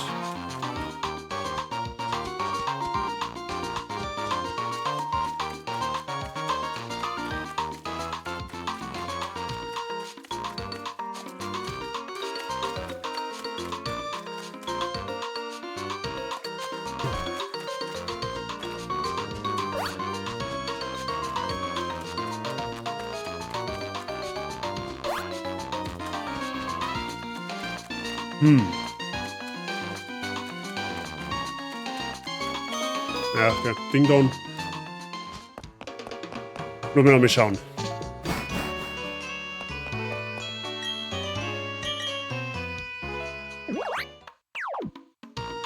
Ach, das verändert sich jetzt mal. Okay, jetzt pass auf. Wenn wir jetzt reingängen, das schaut aus, wie wenn es rechts war. Rechte Seiten bei einer Barrikade, das ist oben der Fluss, da haben wir, glaube ich, gerade oben gelaufen. Das müsste auf der rechten Seite sein, dem groß ist das Pionscore drin.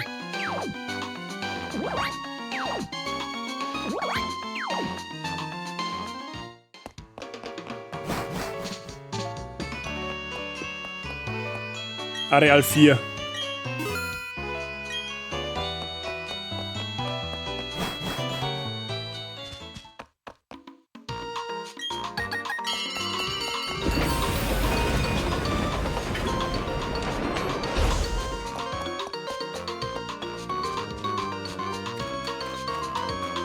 Müsste dann Unterhäuser. Genau, da müssen jetzt Pionscore drin sein.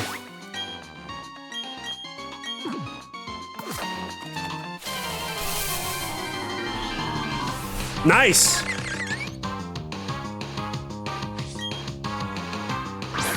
Wenn wir es gefangen kriegen. Wahrscheinlich eher nicht.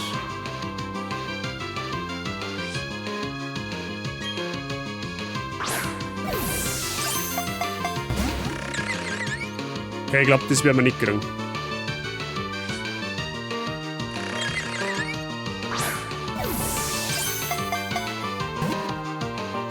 Ah, ist gut, das Skadul Manudel. Easy. Pionscorer. Richtig geil. Spitzname. So, jetzt bin ich gescheit da. Blöde Tabletten, da muss ich aber eine halbe Stunde warten, bis ich einen Kaffee trinken darf. Dann lasst ihr jetzt den Kaffee auf alle Fälle schmecken.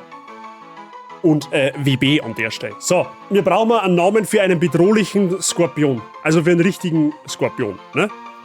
Da brauchen wir jetzt was richtig, also einen richtigen Banger brauchen wir da jetzt halt. Piondragi ist halt schon stark. Ne? Können wir auch ein brutales Crit-Set machen mit dem. Es ist sau bulky und teilt unfassbar stark aus. Und hat ein geiles Typing. Wie heißt denn der Skorpion von Bloodborne? Skorpion von Bloodborne. Skorpion von Bloodborne. Bloodborne, glaube ich, gibt es keinen Skorpion. Zumindest fällt mir jetzt gerade keiner ein.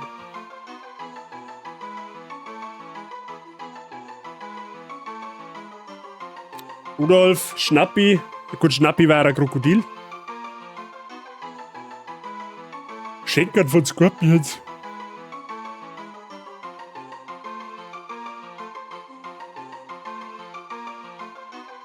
Gut, mal ungeachtet davon, dass es eigentlich ein Weiberl ist, aber es ist ja wurscht.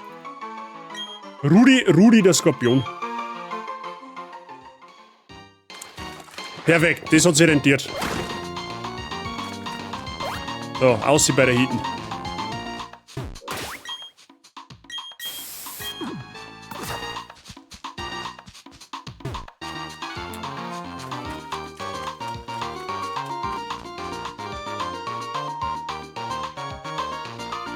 Crazy, aber wie wäre es mit Zorro? Ich bin Zorro-Fan, nenne alles immer auf Oro am Ende. Das ist auch eine Möglichkeit.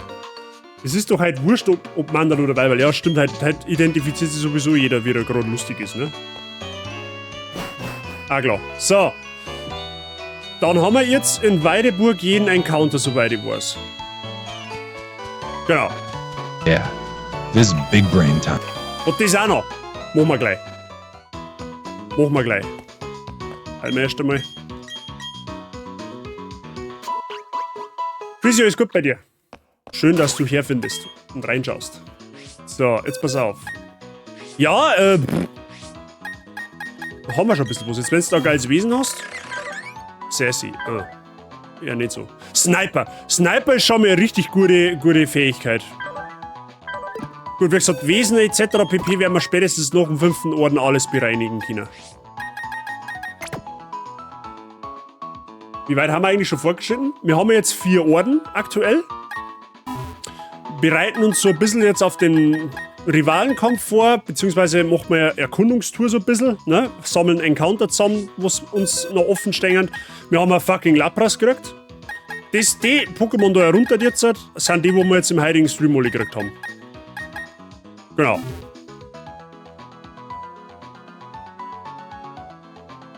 Das nächste, den mache ich Cannabis Bleckenkase, ja, von mir aus.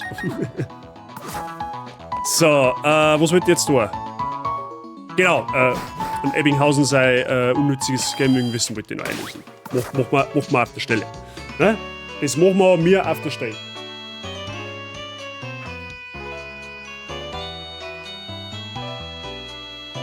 War es nicht besser, Rotom rauszunehmen, weil...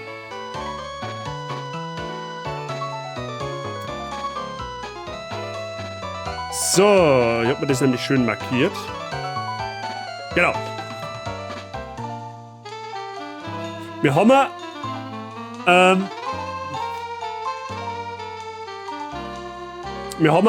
ein Spiel namens Die Simpsons.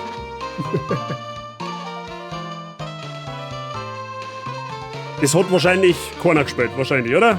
Das letzte war Borderlands, ja genau. Hit and Run, das steht jetzt da nicht. Na, Die Simpsons, das Spiel, weißt's. Ne? Ich lese jetzt einfach mal vor. Für das Achievement Press Start to Play aus Die Simpsons, das Spiel, gibt es 5 Gamerscore. Einzige Aufgabe ist dabei das Drücken des Start-Buttons. In Eat Lead, The Return of Mad Hazard, sind es sogar 15 Gamerscore für das Starten von 5 Gamerscore für das Pausieren des Spiels. Okay, du kriegst quasi einfach nur Achievement, wenn du den Start-Button drückst. Interesting. Also für das Achievement Press Start to Play aus Die Simpsons, das Spiel, gibt es 5 Gamerscore. Einzige Aufgabe ist dabei das Drücken des Startbuttons. In Eat Lead, der Return of Mad Hazard, sind es sogar 15 Gamerscore für das Starten und 5 Gamerscore für das Pausieren des Spiels. Cheater. Bin kein Pro, aber Rotom finde ich verglichen zu anderen Elektro-Pokémon Elektrotypen schwach, dann bist du. Dann lass dir von einem ehemaligen VGC-Spieler sagen, dass Rotom unfassbar stark ist. Im Vergleich zu anderen Elektro-Pokémon. Rotom ist eins der besten Elektro-Pokémon, die du haben kannst, tatsächlich. Da haben die Entwickler ganz hohe Anforderungen, ja, wahrscheinlich. Gut, dann. Genau, gehen wir unten die Routen weiter. Ob jetzt ein Schutz wieder rein da? Mal schauen, oder? Ja.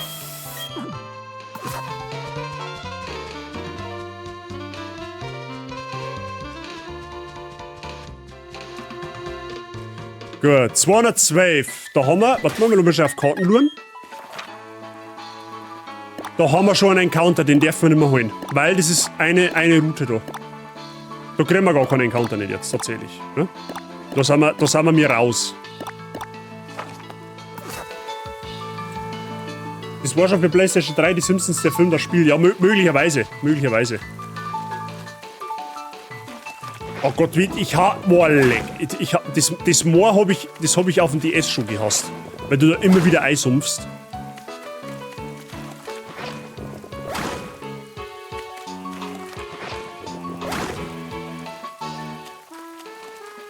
Ja gut, da gibt's eh nichts. Warum gehen wir eigentlich lang? Okay.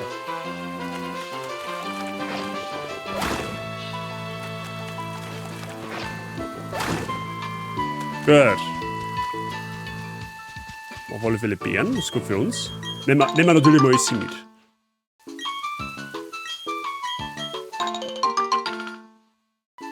Ja, wir haben Lucius Avedere. Ja, jetzt gibt's erstmal keine Encounter. Zumindest noch nicht. Obwohl unser Box schon richtig fett ausschaut jetzt aktuell. Aber, ne?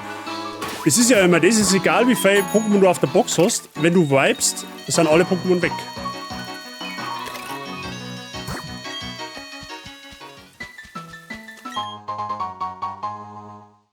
Guck mal, einen Hypertrank. Der wird wahrscheinlich kämpfen mögen, oder? Okay, mir dribbelt man die einfach aus.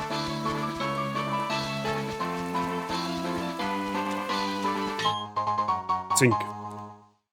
3DS ist da viel schlimmer, ja, tatsächlich schon, das stimmt. Holen wir uns mal ganz in Ruhe die ganzen Items da, ne? Lucius, ist alles fit bei dir? So. Da gibt's nix. Da hat's doch irgendwo ein TM gegeben, right? Toxin? Hat's da nicht Toxin irgendwo? Ah, Moment einmal. Sag ich doch, du musst Toxin irgendwo geben.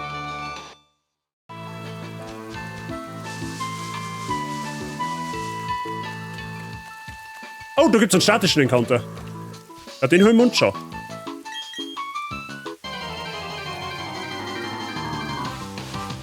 Ah, wait, Moment einmal. Haben wir mir auf 212 nicht einen statischen Encounter gefällt?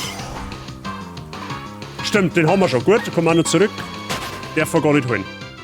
Wollte ich gerade sagen, 212, da war schon was. Den haben wir schon geholt. Dürfen wir nicht. Neben der Villa, ja genau. So, die dribbelt man einfach aus. Warte mal, was ist denn in dem Haus da drin?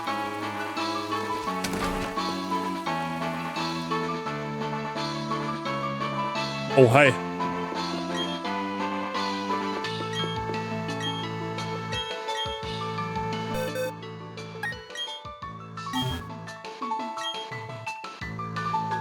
Ah, das ist der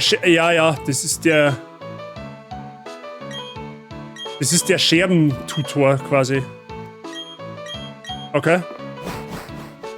Das ist die Weitler. Ja, aber das hat das Wildecker Herzbuben.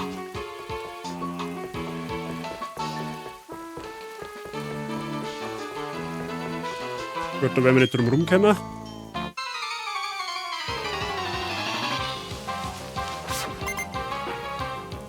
Schauen wir mal. Dratini.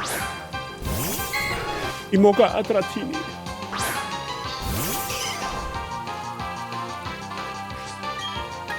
Ice Punch. Easy. Bam.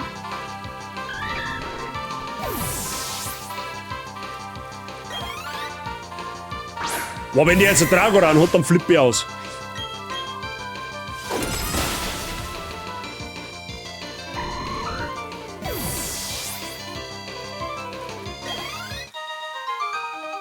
Okay, oder nicht?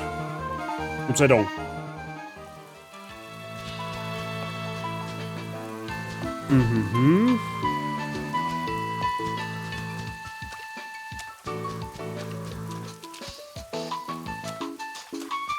Gut, der mag nicht kämpfen, weil es Tag hell ist. Wie kommt man... Moment einmal. Kommst du da dann auf? Schau mal schauen. Da musst du irgendwie... Aufwickeln. Aha. Hä? Kommst du... Ah! I see what it is, man.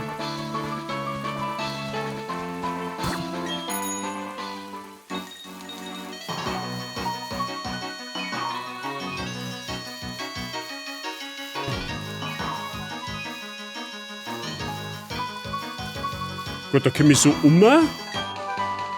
Gifthieb. Gifthieb ist nice. Aber die eigentliche Frage ist, wie komme ich jetzt da um? Moment.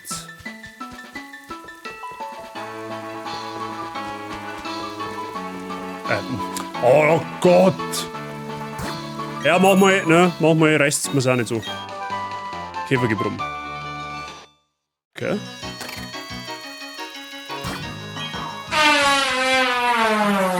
Gesundheit. Gesundheit sei.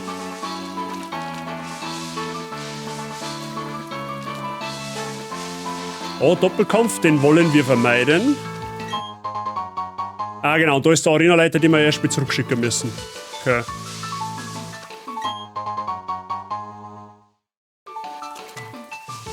Es haben wieder 2 Ass-Trainer, das heißt, die haben tendenziell gute Pokémon.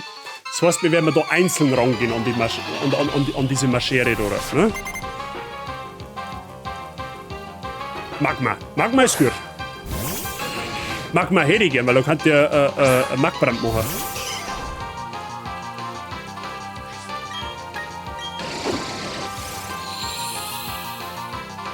Okay, der war smart. Hätte ich so jetzt nicht kommen sehen.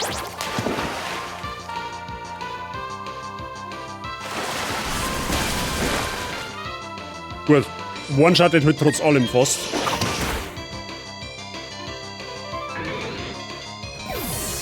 Nur die Po-Backen aus Augenbrauen, ja.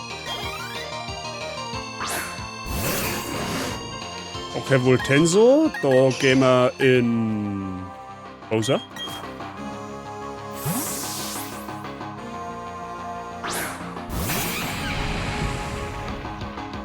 So, denkst du.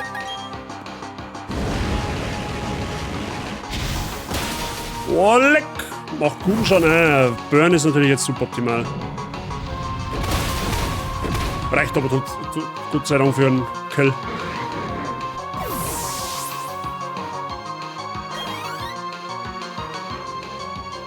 Sonnenlicht ist weg. Jetzt fangen sie wieder das Pissen an. Das ist gut für uns.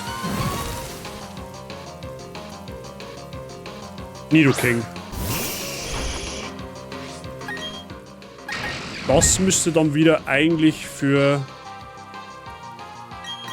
Quappo gut passen.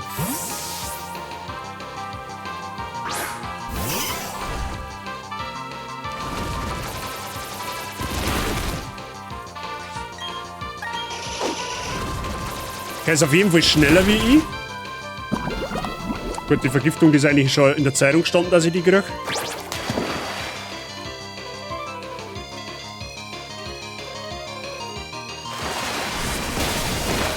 Nice.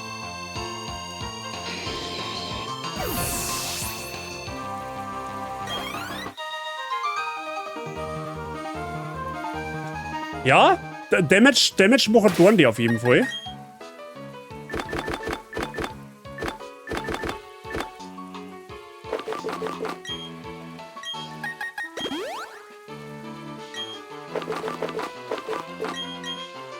Warte mal, wir haben doch bestimmt noch. Ja, Supertränke haben wir auch noch.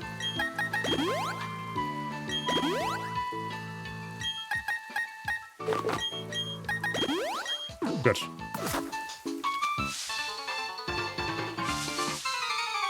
Garantiert, dass sie jetzt einen Gegenpart hat, der wo von der Sonne profitiert. Milotic, okay.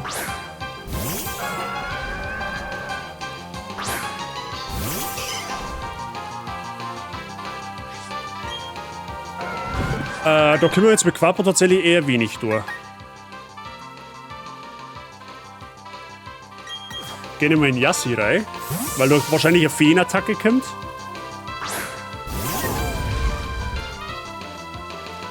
Oh Gott, please don't.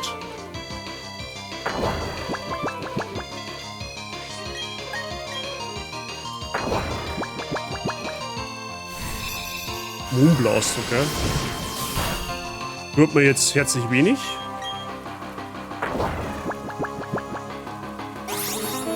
Oh, okay, das kann lustig werden.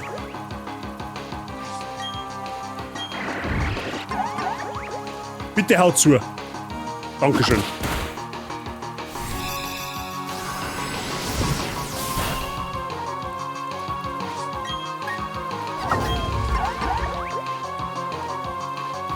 Nice. Oh, Gott sei Dank. Gut, dass ich selber Milotic hab.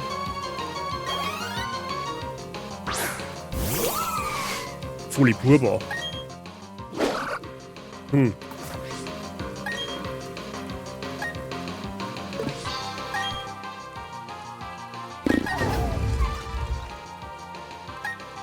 Ist jetzt eher suboptimal, was ich da hab. Gut, mit Fliegen, es kommt halt jetzt drauf an.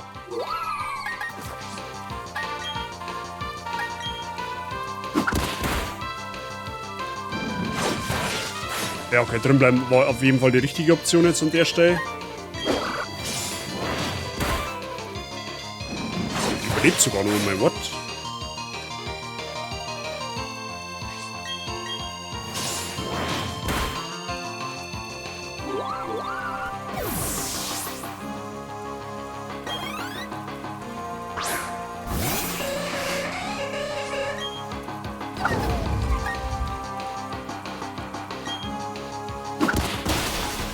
Okay, easy.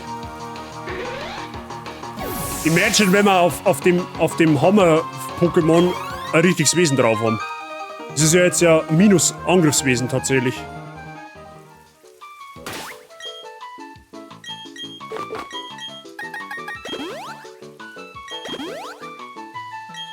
Gut.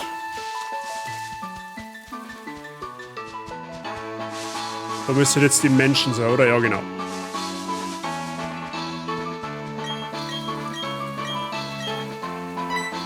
Gut. Schickt mir in seine Arena zurück, da wo er hingehört. Perfekt. So, dann werden wir mal schnell noch ewig genau da. Werden wir die Form von Rotom ändern. Da gehen wir nämlich jetzt in die Waschmaschinenform. Weil die hilft uns in der Wasserarena tatsächlich deutlich mehr.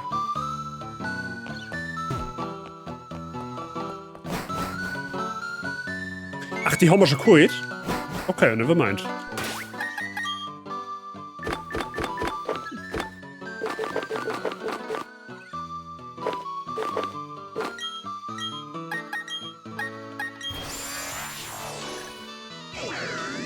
Gibt's ein Pflanzentyping nicht auch? Ja. Das gibt's tatsächlich, aber die Pokémon in der Arena werden mit Sicherheit auch Eisattacken beherrschen. Deswegen ist Wash-Rotom in dem Fall immer die bessere Wahl. Ne? Jetzt werden wir halt natürlich noch sowas wie Donner kriegen. Das war natürlich äußerst zauberhaft. Ne? Da schauen wir jetzt gleich einmal nach, ob wir im Kaufhaus nicht irgendwie Donner herkriegen. Na gut, wir müssen vorher sowieso einen Rivalenkampf machen, abgesehen davon.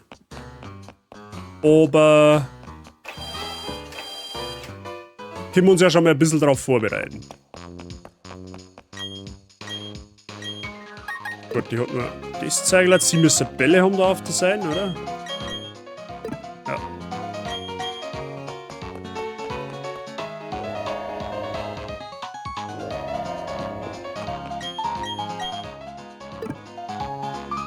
Kampf-Items. Das sind die Proteine.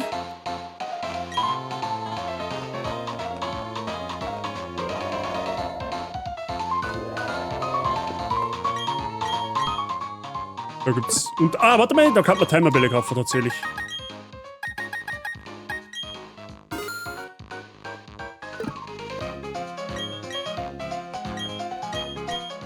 Da gibt es die Entwicklungssteine, okay.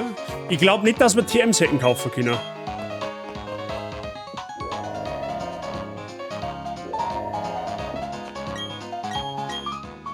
Ja genau, da gibt es die komischen Statuen für die Geheimbasis oder so.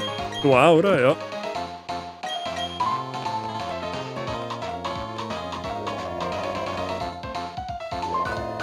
Ja genau, und da ist Ende. Da ist so die andere, wo wir Erdbeben kriegen, aber das sparen wir uns, ne? Weil der letzte Kampf gegen ein Top-4-Mitglied, das hat uns 2 Pokémon gekostet.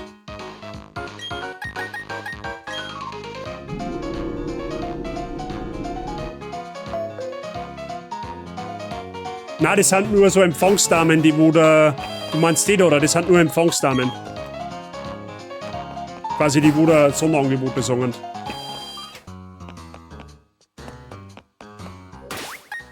Gut.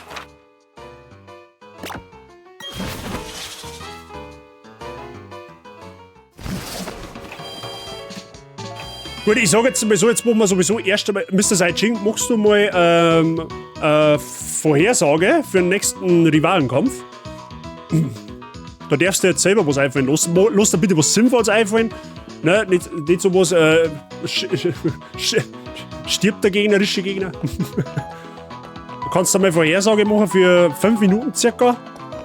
Und dabei schau ich mal, was wir teamtechnisch jetzt da gegen Rivalen auffahren werden. Obwohl wir eigentlich relativ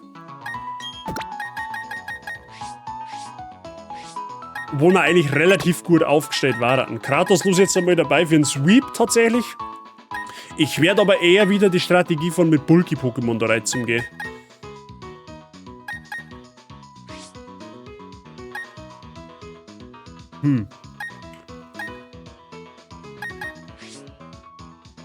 Was kann man denn da noch mitnehmen?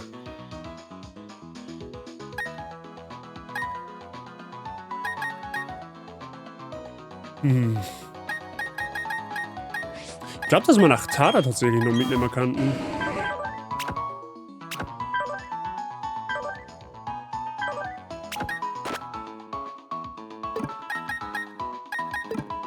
Ja. Ich glaube, dann nehmen wir vorsichtshalber nur nach Tara mit. Haben wir ja letztes Mal ganz gut outgestallt.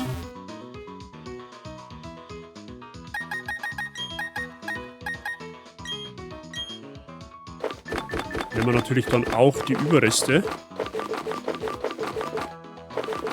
Wenn ich es finde. Da haben es Lefties.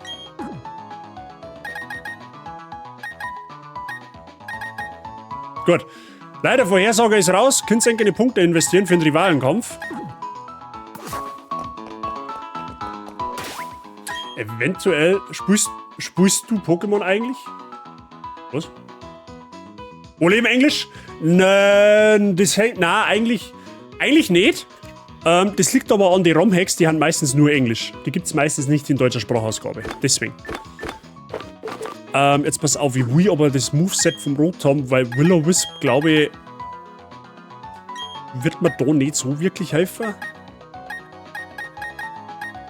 Vielleicht Nasty Plot eine, das zum Setupen.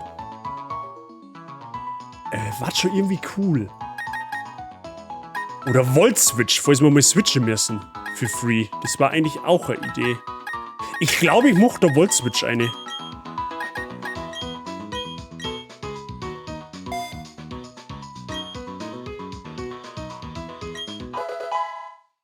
Glaube ich, ist eine Idee. Vielleicht nehmen wir dann. Gut. Ich meine, für die Arena müssen wir uns dann sowieso spezifisch Gedanken machen. Weil da wird Shelterra wahrscheinlich nicht so gut funktionieren. Aber da schauen wir dann einfach.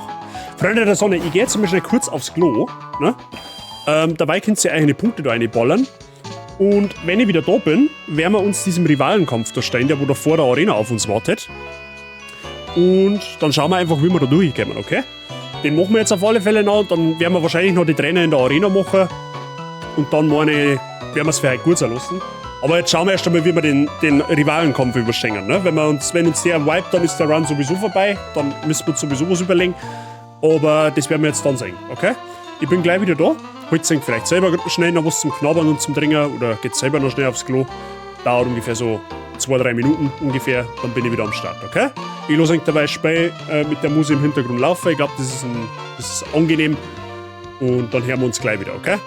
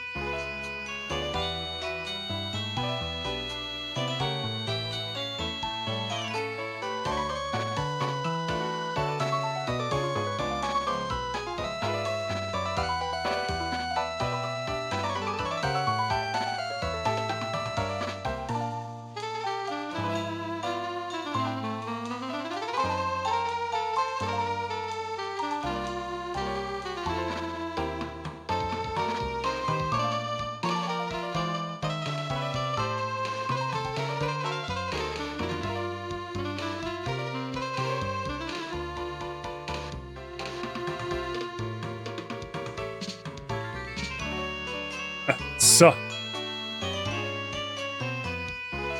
Freunde der Sonne, haben wir ready? Jetzt bin ich nur am Überlegen,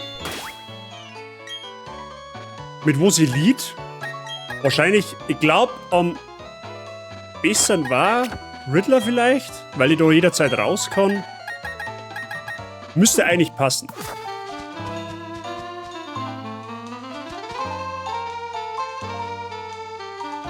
Und sei Dank noch für dein 15er Streamstreak. Vielen lieben Dank für deinen Support. Und danke für die WBs. So, dann, meine, rumpelt man da mal rein in die Muse, oder? Das hat halt auch richtig mies gemacht, wenn du das nicht weißt. So, der Mathe.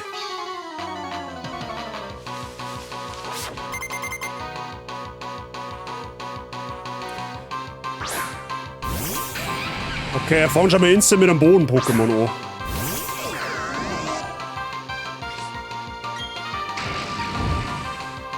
Das ist schlecht.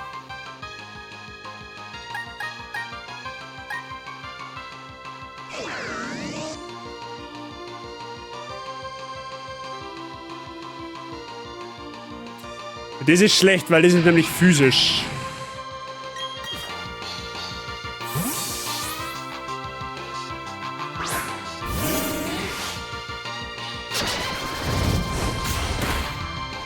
Guter Damage. Das hat Life Orb. Na, oder nee, das ist Recoil Damage.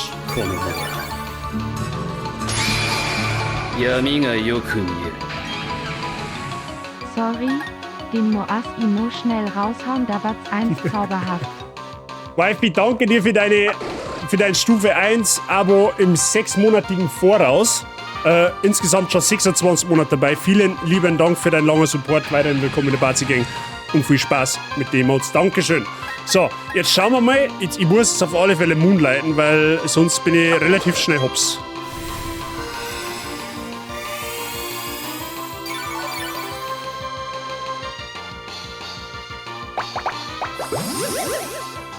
Leech Seed. Ich bin auf alle Fälle schneller. Gut, dass der mit seinem Ast leadet, habe ich natürlich jetzt so nicht können sein, gell? Muss ich fairerweise auch dazu sagen.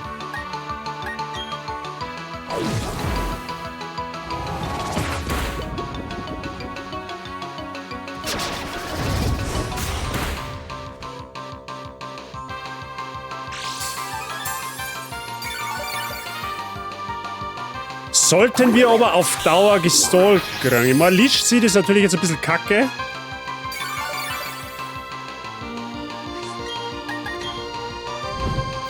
Okay, er ruft es zurück, das ist gut.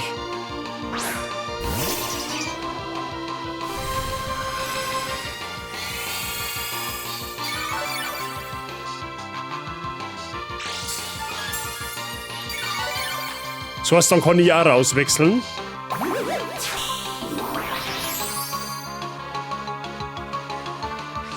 Da kommt jetzt eine Käferattacke. Was bedeutet, dass das eigentlich Aerodactyl gut tanken müsste. Oder was heißt gut tanken? Tanken wird es nicht, aber... Oh Gott. Warum habe ich so das Gefühl, dass das nicht einfach wird? Nihil habe ich dere.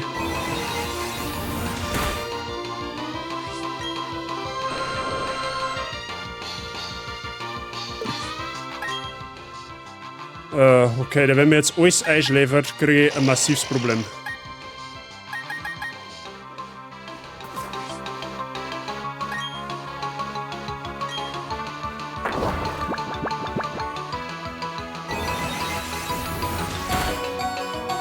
Jetzt muss ich sowieso raus.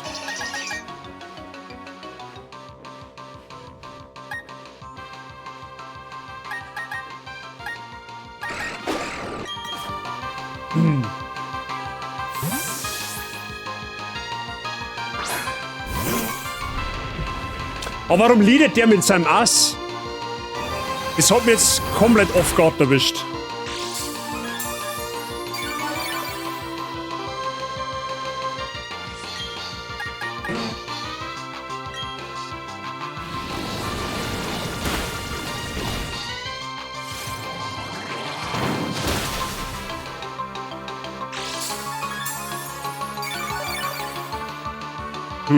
Ja gut, das Oma kriegen wir raus, das ist nicht das Problem.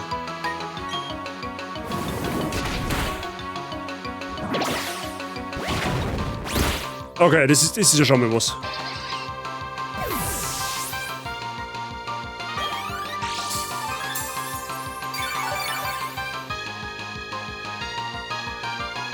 Hypno.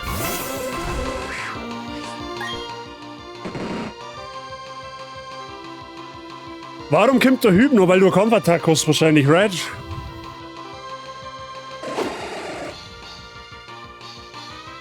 Wobei wir aber die kurz einlunzen bei der Rückfahrt.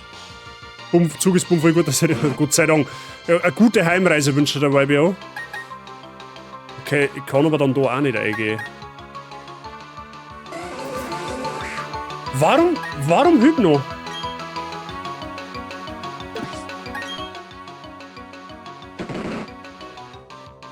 Gut, Aerodactyl ist quasi basically tot, kann ich nicht mehr einwechseln jetzt.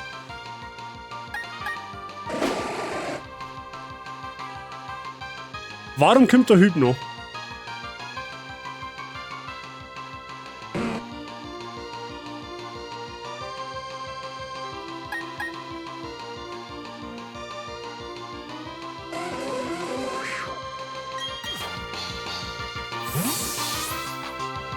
Da muss ein Kampfattack kommen. Ah, warum muss da jetzt viel Hypnose oder Schlafpuder haben? Das gibt's ja nicht.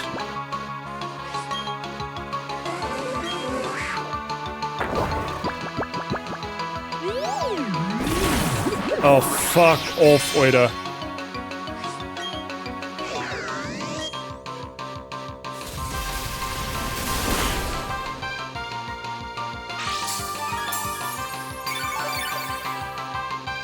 Das hat Lefties.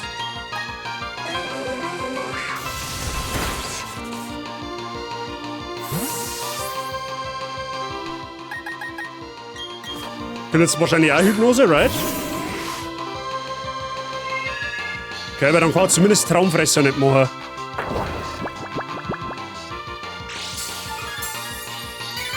Kampfattack wieder nicht haben, weil das hätte er längst gemacht.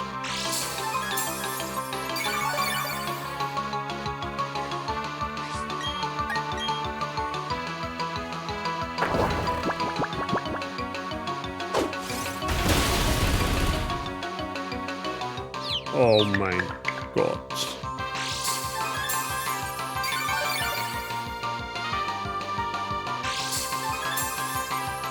Oh leck, was ist denn das für ein Abfuck-Trainer?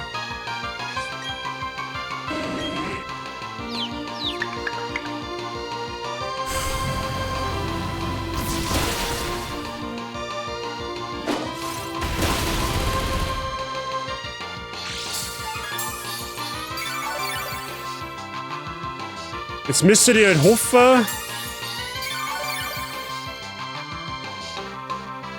dass jetzt Hypnose irgendwann einmal daneben geht und ich nicht verwirrt werde. Okay, nice.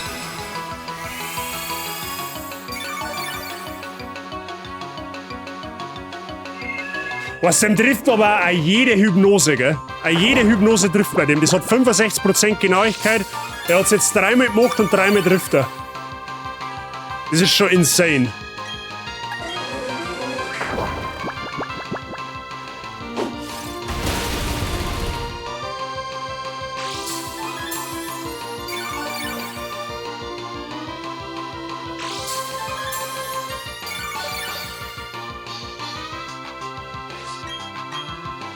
Okay, wenigstens. Oh Gott, Alter, verpiss dich mit deinem Scheiß. Ehrlich wahr.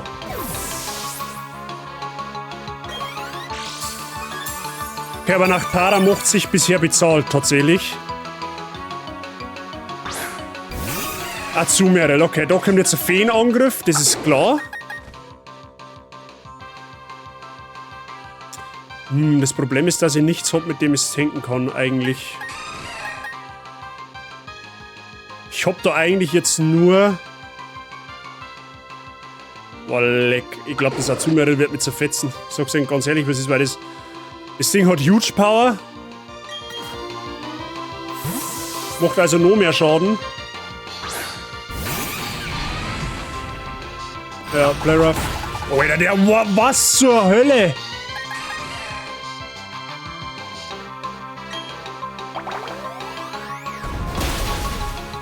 Leck mich am Arsch, macht das Ding Schaden.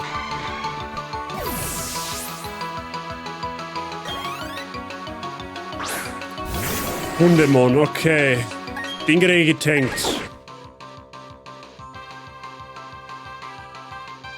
Oh.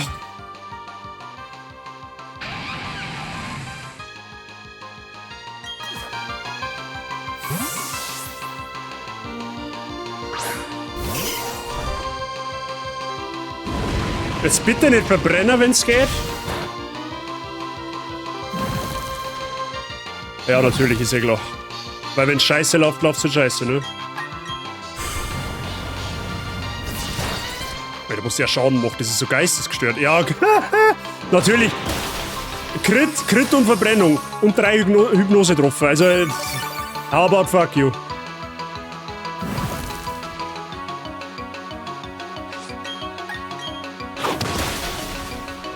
Okay.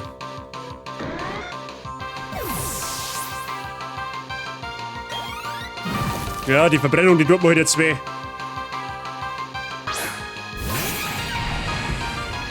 Da kommt jetzt wieder Dingens. Woodhammer. Das kann ich nicht mehr reinwechseln. Das ist so gut wie raus. Das ist so gut wie raus. Riddler kann ich nicht einwechseln. Ich kann eigentlich nur noch in Nachtara gehen. Ich muss einfach stallen. Ice Punch, aber nicht mit Verbrennung. Stealth Rock, okay. Stealth Rock gibt mir jetzt tatsächlich zumindest ein bisschen Luft zum Atmen. Ich kann jetzt zweimal entgegenhalten.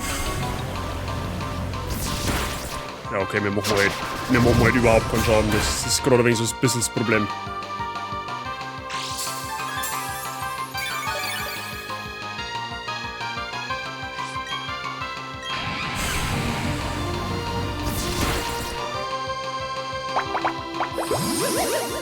Ah.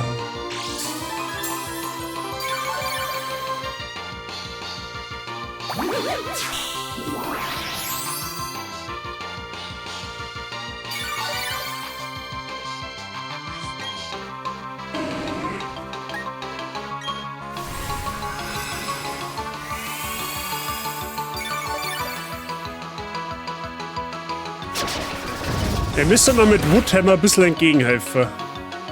Weil er kriegt halt tatsächlich sehr viel Recoil Damage.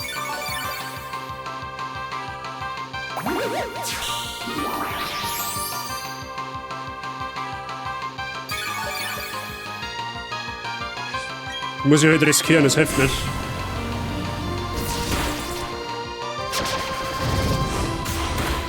Ja, und dann kriegt er mich, oder? Ja, natürlich, das war so klar. Weißt, also ganz ehrlich,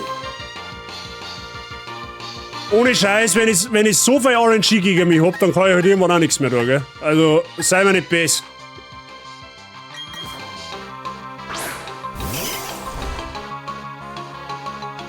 Also, sei mir nicht best, wenn ich so viel RNG gegen mich hab, dann kann ich halt irgendwann nichts mehr tun. Oh, der rammt die Eisbeere.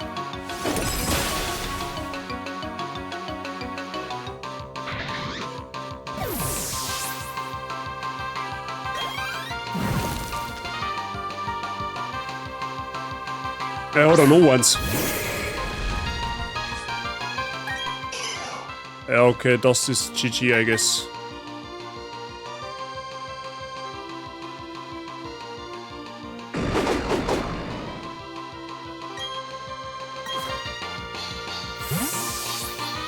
Das ist GG, I guess.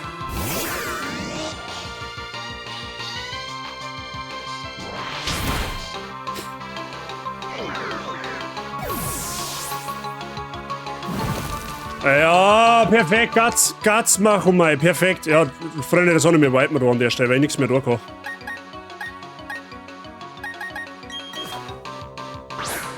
Wir werden an der Stelle wipen. Wieder mal von einem Machomai. Wir werden wieder einmal von einem Machomai zerstört.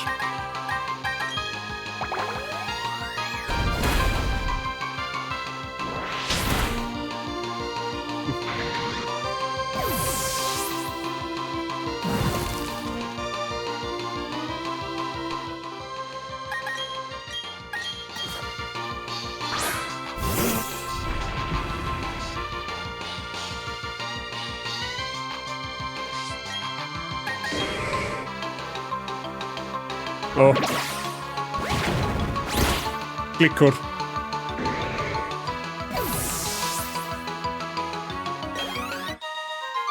Ganz ehrlich, fick dich, Mathe. Ohne Witz, fick dich einfach. Fick dich einfach. Fick dich und dein ganzes Pokémon-Team einfach. Das ist so lächerlich.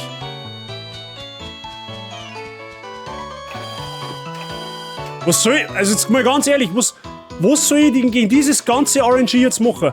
Er trifft 3-mal Hypnose, was 65% Genauigkeit hat. Er trifft einmal eine Verwirrung. Er trifft, es ist lächerlich. Was hätte ich da jetzt anders machen sollen? Das ist... Er trifft halt basically jeden Angriff, der wo vielleicht einmal irgendwann einmal daneben gehen kann. Was? Keine Ahnung. Ich weiß halt auch nicht. Also, ich wenn 3-mal Hypnose einsetze, geht's 3-mal daneben, in der Regel. Mein Dampfe.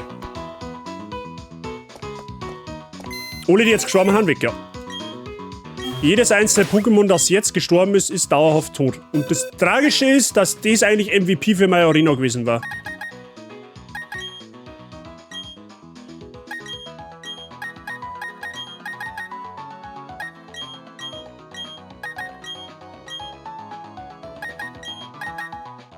Und er crittet.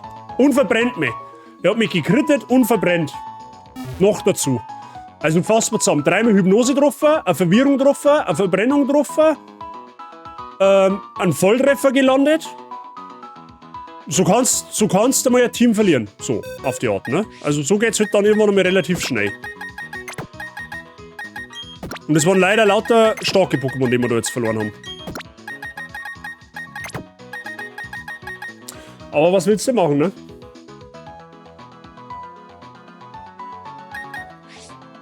Was willst du machen?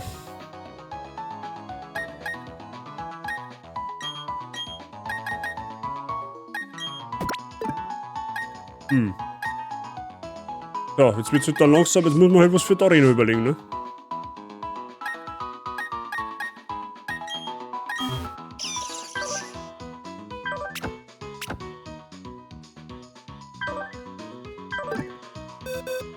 Das Problem ist, dass in der kommenden Arena permanent Regen ist und der hat lauter Wassertempo-Pokémon, wahrscheinlich. Also sprich, der Speed wird verdoppelt.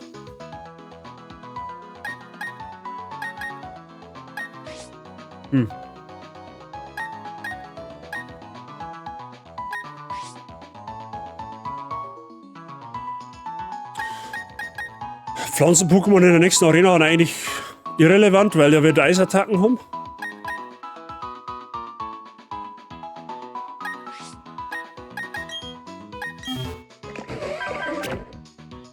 Gut, er kann tatsächlich schon ein bisschen helfen. Kratos auf keinen Fall.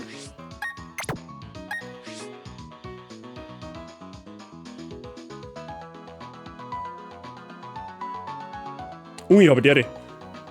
Lil Meep gegen Eis? Was, Lil Meep?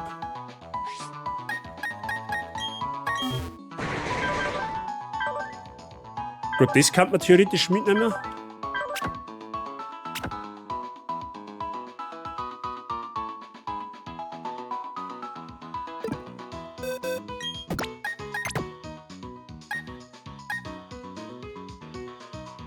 Ist das für Gengar? So einen speziellen Skin.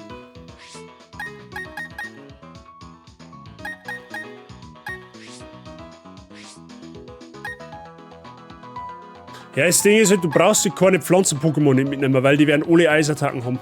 Ohne Ausnahme. Elektro-Pokémon waren es halt und da habe ich das einzige Elektro-Pokémon, was in der nächsten Arena wirklich brutal was geholfen hätte, war der Rotom gewesen. Und das ist uns draufgegangen. Das Pflanzengestein. Dann habe ich 4-fach Schwäche gegen Eis. Willi brauche ich nicht mitnehmen, auf keinen Fall.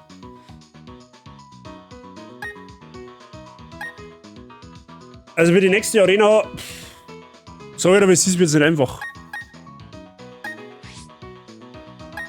Wir können Gastrodon mitnehmen, weil es Sturmsog hat. Das negiert quasi Wasserattacken.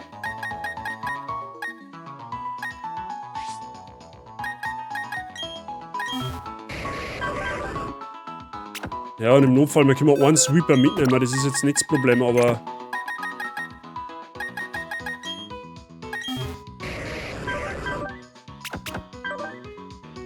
Okay, also zumindest Donnerblitz.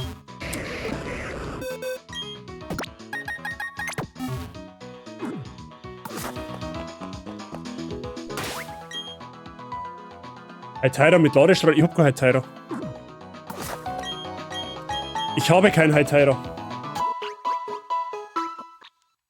Auflösen nur. Ja, genau, löse mal die Dinge auf. 3 Pokémon haben gestorben.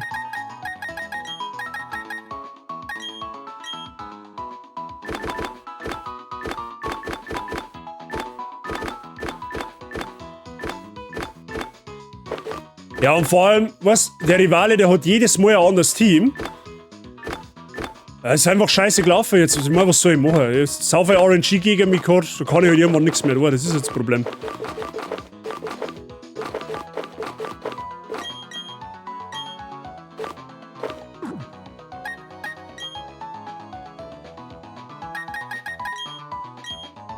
Machen wir auch Lefties draus, hätte ich gesagt.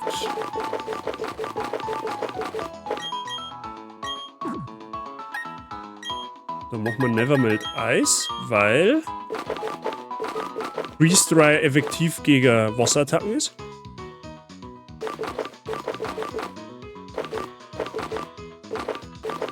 Müsste die irgendwo haben. Theoretisch. Was? Ah, oder warte, nochmal Weißglas ist draus.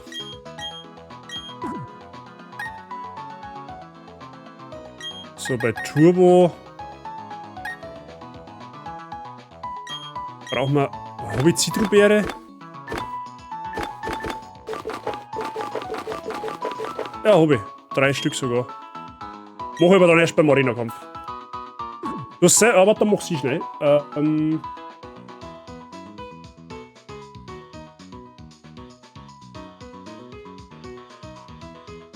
Gut. 3 sind gestorben. Ich weiß nicht, wer da auf 3 tippt hat. Das sei, glaube ich, war der einzigste.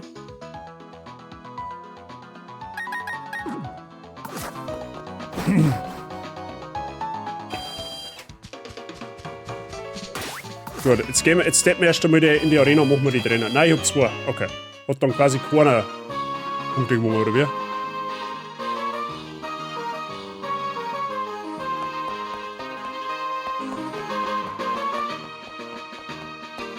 Ja, das ist ja geschert, weil in der Arena ist halt Perma-Rain. Also wir können zwar irgendwie versuchen, dass wir auf die Sonne irgendwie rausholen, aber das bringt uns, glaube ich, effektiv auch nichts, weil die Sonne nur 5 Runden hält und danach kommt der Regen trotzdem wieder. Also, ich glaube, ein anderes Wetter auszurufen ist, glaube ich, eher nicht so the way to go.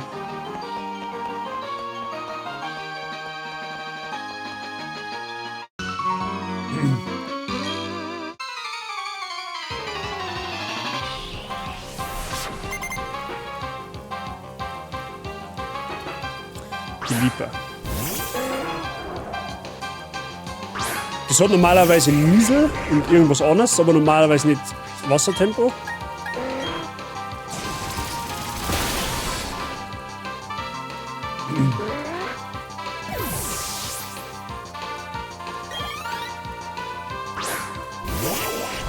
Das hat Wolke 7. Okay, passt. Donner war halt einfach so. Donner war halt tatsächlich OP in der Arena, weil das da halt 100%ig treffen, weil der Regen ja draußen ist. Tyragrok hat auch nicht Wassertempo.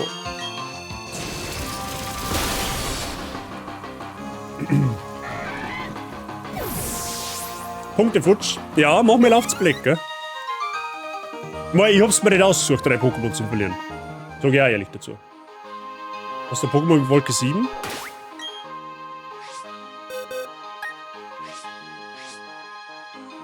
Nö. Tatsächlich nicht, nein. Ich hab gelesen, am 3. September soll Hogwarts Quidditch für 40 € rauskommen. Das ist das eigene Spiel dann, ne? Das hat jetzt mit Legacy nichts zum Tor.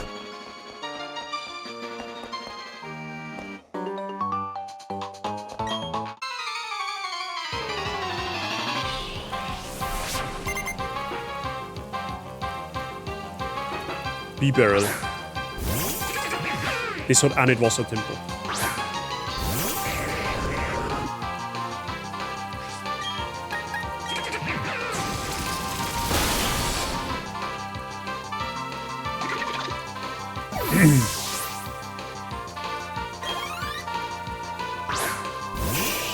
Das auch nicht.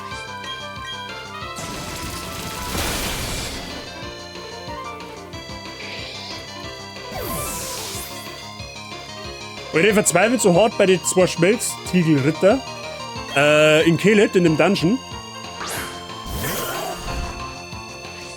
Oder wo jetzt?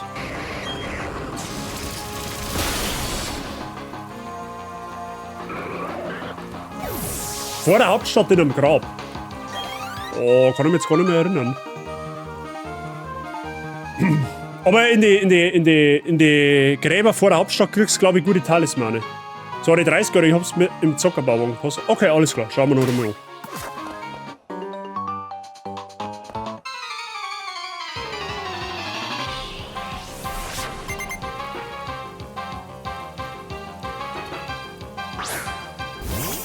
Azumarill hat, glaube ich, auch nicht Wassertempo. Nein, hat nicht Wassertempo, es hat Thickfett und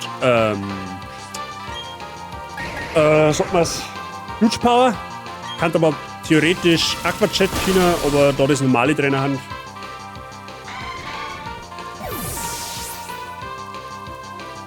Ich rede beim Arena-Leiter mit Kapaloris, Garados, Lapras, Milotic, Bojelin und Tohairo. Ja, so in die Richtung irgendwie wird's gehen. Okay, das ist immun gegen Boden. Immun gegen Elektroattacken.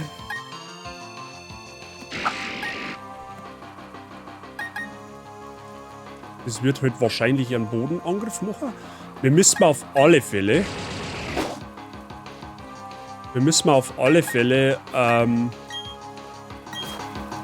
Gastrodonner, Pflanzenattack lernen, Energieball oder irgendwie sowas. Sollte es lernen können. Glaube ich. Na, Schmarrn kann gar nicht gehen.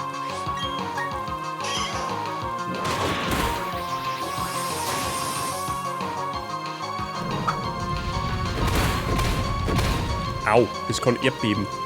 Schon wieder ein Crit, Alter, ich flipp aus.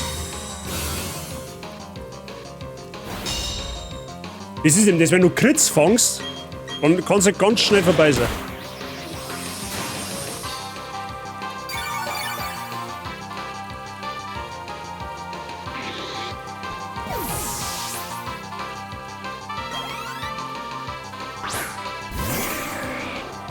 Yugong, okay. Du bist teils Eis.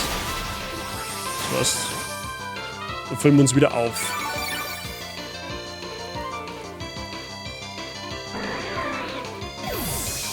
Astel aus. Ja, das war ein Name für Skada. Für Ding. Für Piondragi, das stimmt.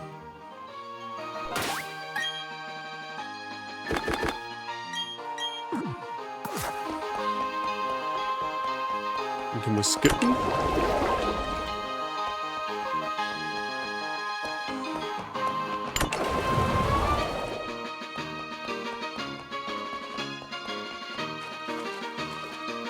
Sein erstes auf alle Fälle ein Bojelin.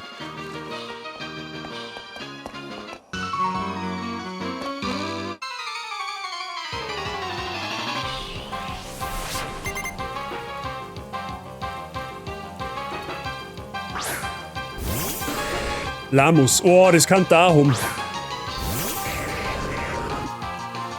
Rein theoretisch.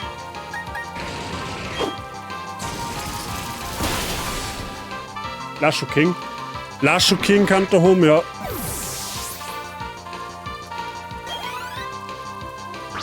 Gast wieder, okay.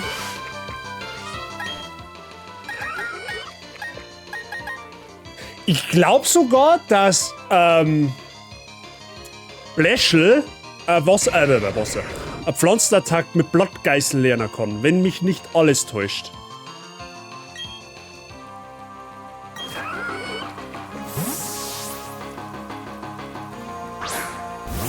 Sie hat halt auch echt früh Bluthund-Fangreißzahn plus 9 gehabt. Der ist halt auch absolut OP, der Bluthund-Reißzahn. So, mit dem kannst du mit dem kannst du Spray durchspielen, so quasi, ne?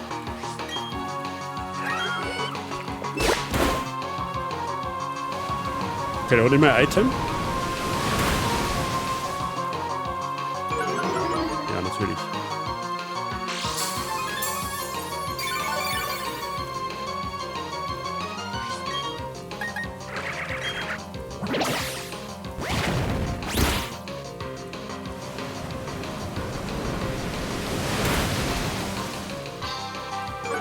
Das ist das nächste. Du kriegst jetzt schon wieder so Orangey.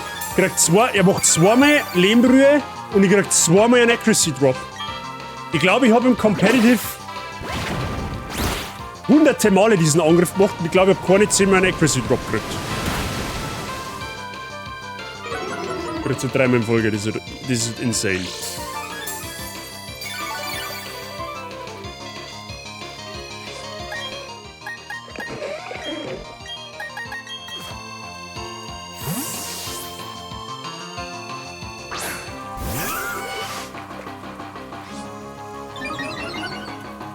Ja, Sturmsog OP.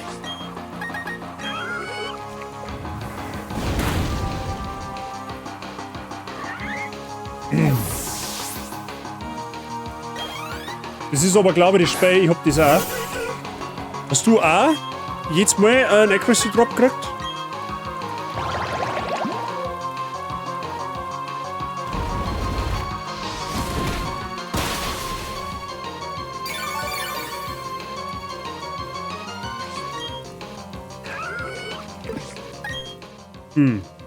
Gut, du kannst ja keine Wasserattacken mehr haben jetzt, ne?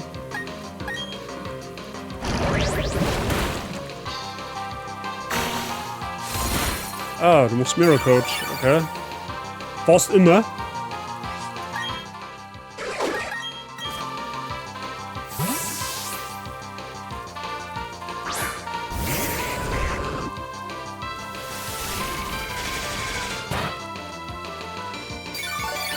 Ja, wie gesagt, die Negativ-Stats, die haben schon brutal, wie die kicken momentan.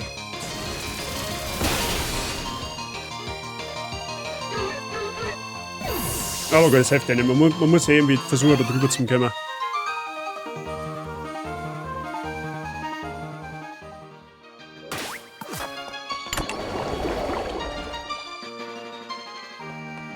Okay, dann haben wir da quasi schon beim Marino-Leiter. Okay.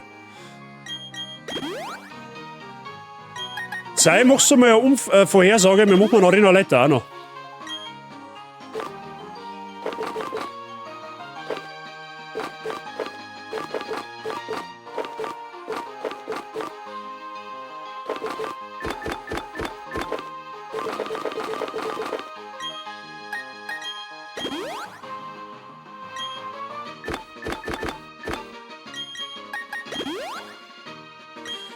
Okay. 85% Chance, das ist aber nicht so viel. Also zumindest nicht, dass 3 Mal hintereinander kickt. Jetzt pass auf. Toxin. Toxin ist tatsächlich eine Idee.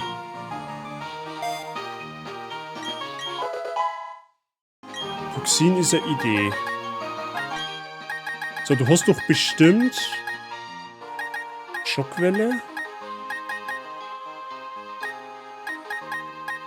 Ah, leider nicht. Gut, Zerschneider ist eine Pflanzenattacke, aber die bringt mir nichts, die ist zu schwach.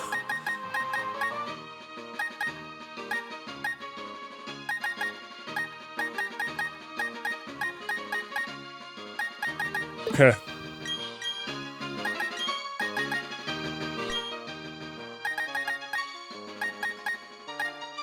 Sludge Bomb nehmen wir da auf jeden Fall statt Sludge, weil mehr Damage.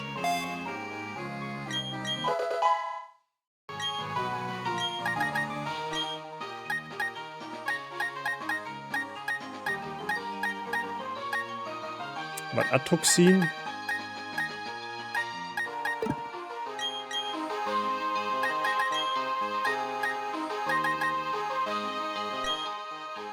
Okay, du brauchst auf alle... Warte mal, Moment.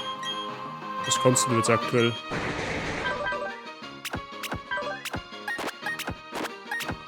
Okay, das Moveset von dem passt auf jeden Fall.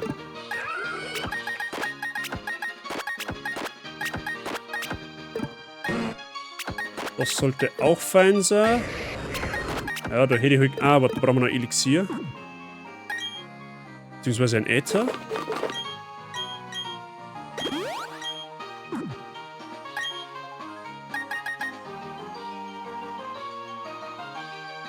Wie oft fängt der Bazi am Volltreffer? Das ist einmal eine gute Idee.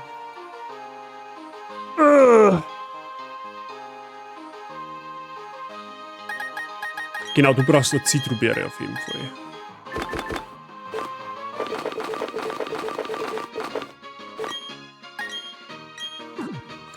Zitrusbeere? Hast du nicht Genesung können? Ja, wollte ich gerade sagen, du hast eine Genesung können.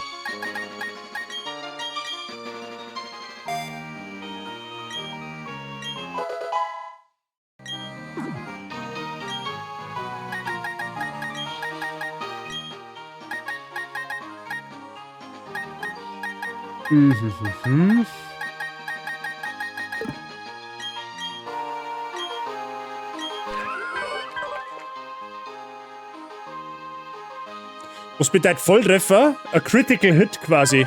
Das wird dann angezeigt, Critical Hit. Das wird dann in Rot hingeschrieben. Das ist quasi, wenn ein Angriff, sagen wir, mit 20 KP Schaden macht und der Gegner landet am Volltreffer, macht er nicht 20 KP, sondern halt, ich glaube 30, weil es einer halt mal so viel ist. Dann macht halt der Angriff mehr Damage, sozusagen. Und solche habe ich jetzt schon einige gefangen. Gut. Relaxo, da schauen wir jetzt einmal noch mit durch.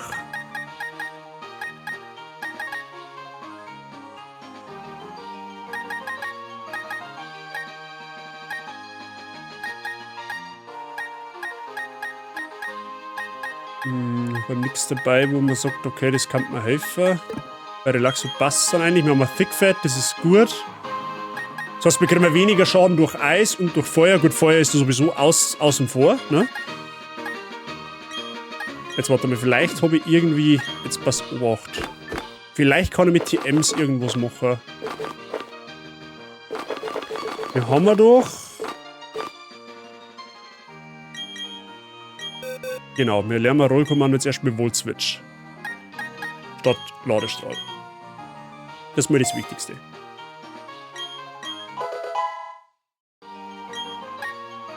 Kann irgendwer. Ah, schade. War halt jetzt geil gewesen, wenn Bleschel Donnerwelle hätte lernen können.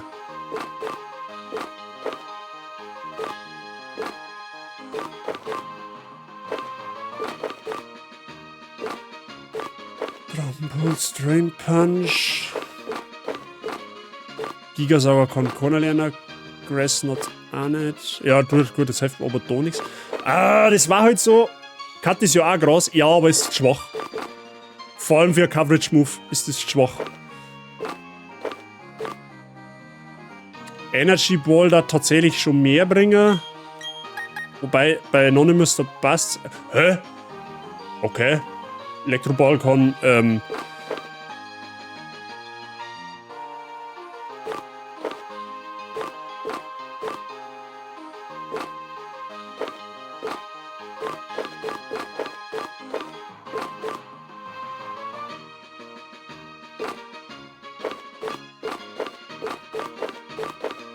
Sonst habe ich nichts.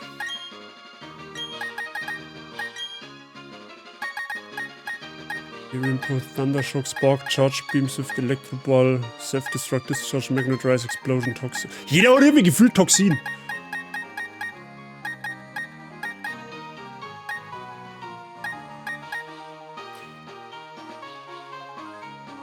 Geil war das, wenn wir Hisui Elektroball hätten. Es gibt die Hisui-Form tatsächlich. Die Hisui-Formen haben in dem Spiel mit drin. Gut, Jungbrunnen. Jetzt pass auf, haben wir eine Alternative für Jungbrunnen? Weil Jungbrunnen, meine, weiß ich nicht.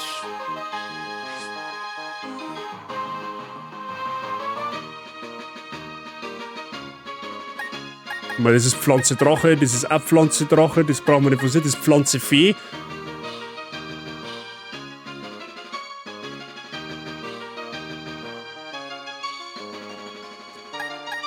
Mal vielleicht, jetzt Moment einmal. Müssen wir mal was schauen.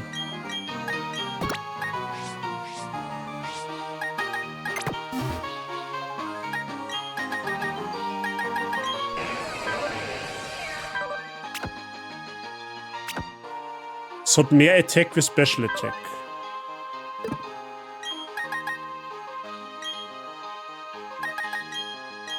Es kann auf jeden Fall schon mit Heat Punch lernen, das ist gut.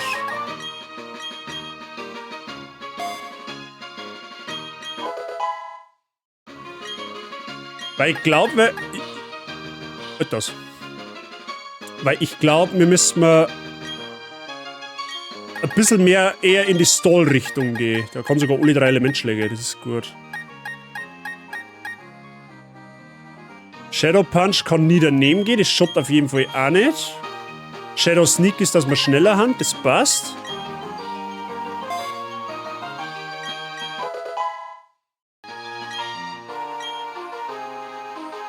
Ohne Witz. Wisst ihr, was ich jetzt gerade am Überlegen bin, was wir machen könnten? Wir haben ja lauter langsame Pokémon dabei. Machen wir ein Trick Room Team.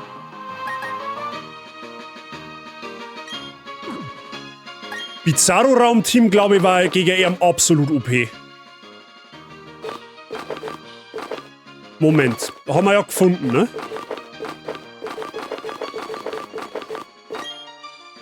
Ja, genau, und der kann nämlich Trick Room lernen.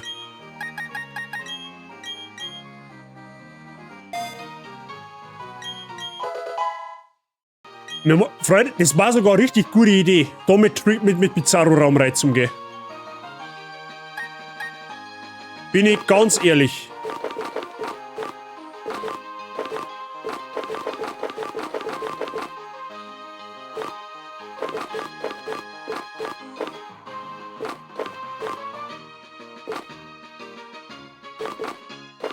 Dann brauchen wir aber statt Elektroball einen Ersatz.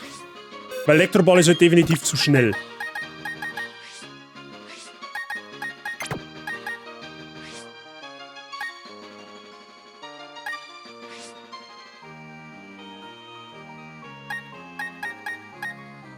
Aber was mitnehmen wir?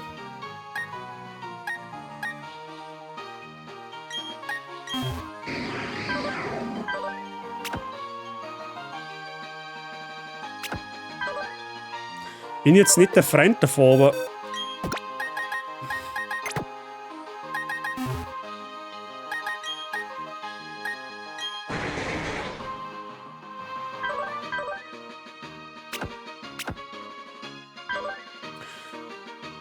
Ganz ehrlich, dann tue ich... pass auf. Wir brauchen auf alle Fälle 2 Pokémon, die Bizarro-Raum aufsetzen können. Scusi, da wird der. Wrestling Limb weg.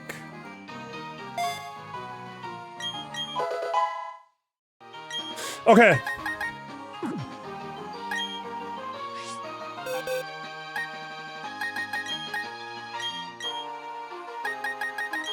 Also mal kurz zur Erklärung, Freunde der Sonne. Was ist Bizarro-Raum? Es ist ja grundsätzlich so, dass das schnellste Pokémon immer zuerst moved. Ne? Also sagen wir mal, du hast jetzt 2 Pokémon, die stehen sich gegenüber. Das eine hat 100 Speed, das andere hat 101 Speed. Okay? Dann ist natürlich das Pokémon, was 101 Speed hat, schneller. Und erst dann moved das mit 100 Speed.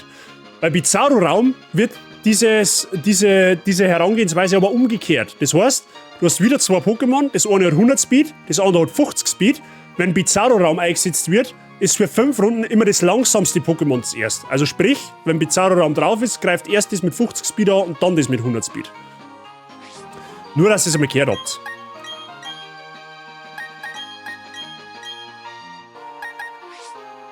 Okay.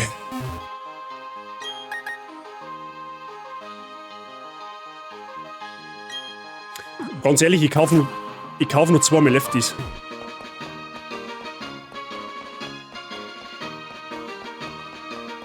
Ich kaufe nur 2 mehr Lefties. Du willst schon wissen, was du hast? Ich hoffe.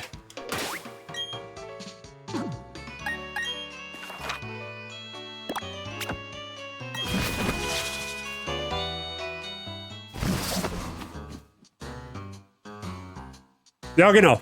Das ist die Attacke. Richtig. Da war der rund irgendwo, der Händler, oder? Da ist er.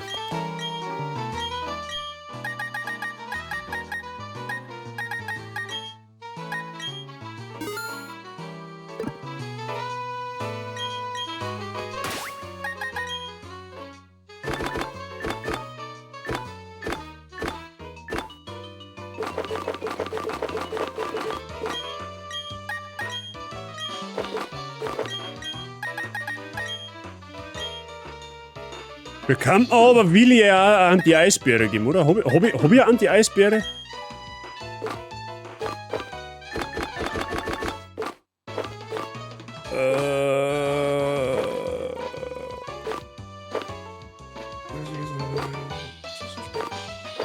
Na, hab ich nicht einmal. Okay. Nevermind.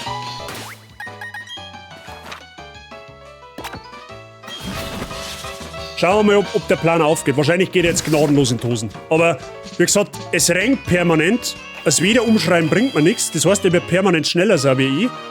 Dann ist, glaube ich, die beste Art und Weise, damit umzugehen, einfach den Speed Advantage von ihm rauszunehmen,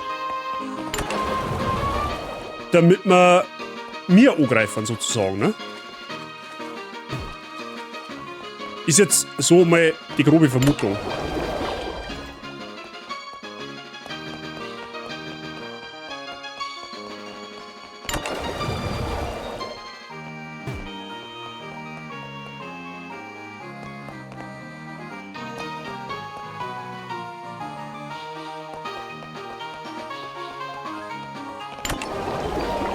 Ich habe kurz überlegt, ob ich den Trainer gemacht habe.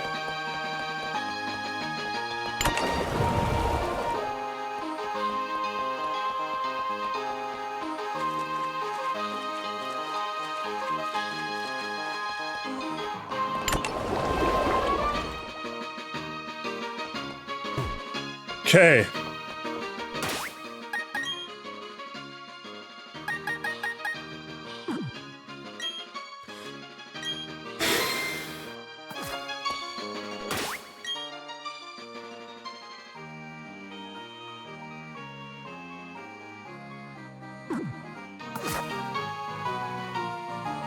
Gut, dass ich später noch Viecher zu Pimmel, scheiß Zeher und scheiß Finger.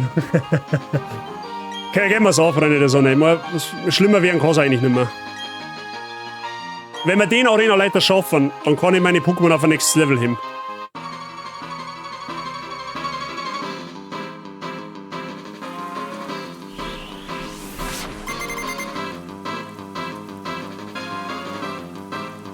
Quillfish.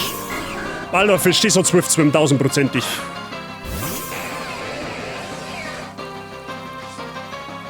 Bedroher, okay.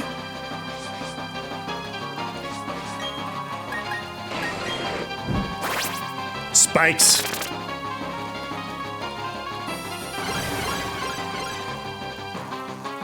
So, Dimensionen haben verdraht.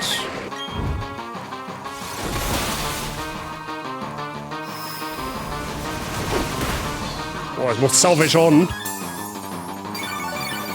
Aber jetzt kann ich ja da reingehen.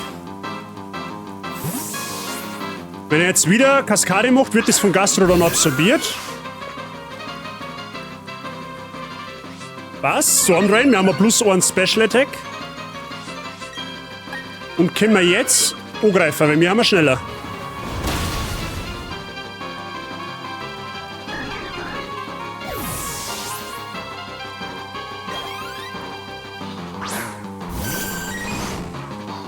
Vaporeon, okay.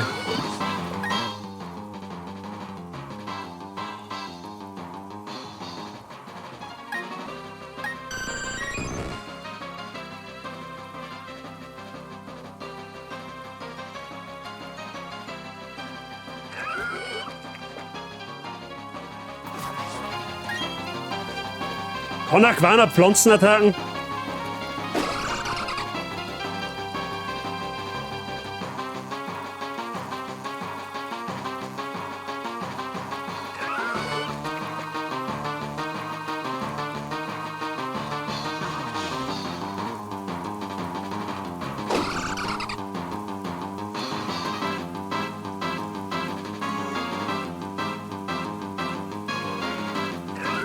Das kann Aquana.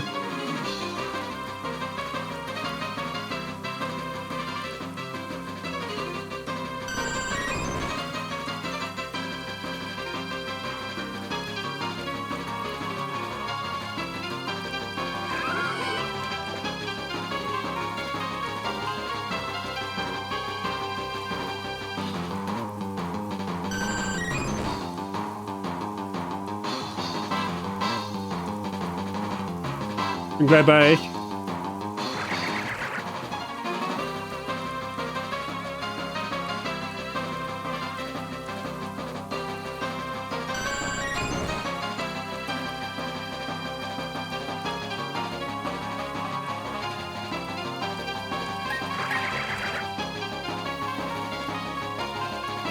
Du bist defensiv sehr tanky, das weiß ich, aber...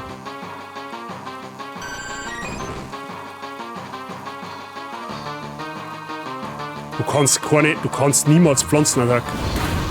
Boah, leck, Alter. Und das 2 HP.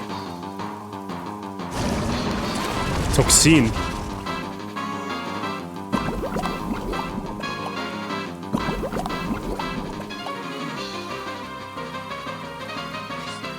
Dimensionen haben wieder normal.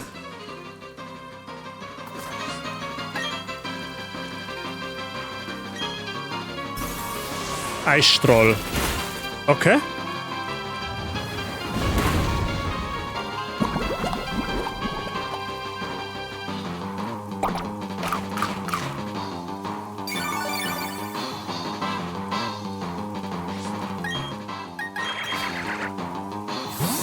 Eisstrahl gehe entgegen.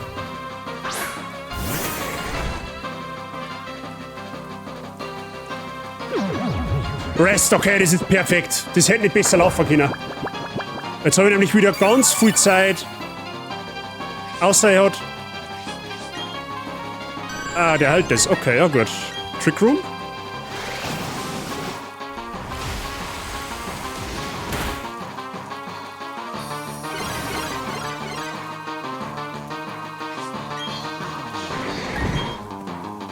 Hey, der ist schneller?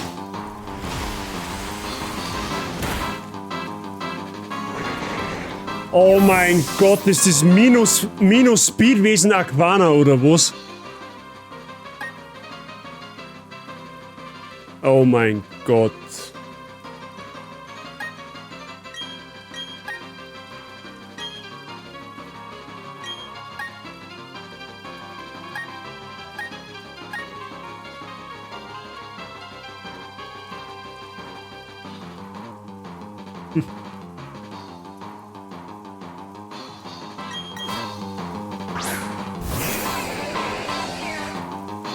Ja, okay, wir werden jetzt, diesmal werden wir richtig zleckt. Das war komplett nach hinten losgegangen. Oh, leck, Alter, wie tanky ist denn das Ding?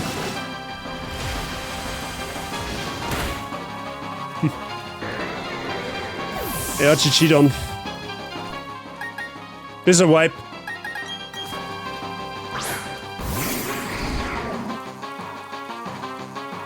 Das ist ein Wipe. So wie er im Buche steht.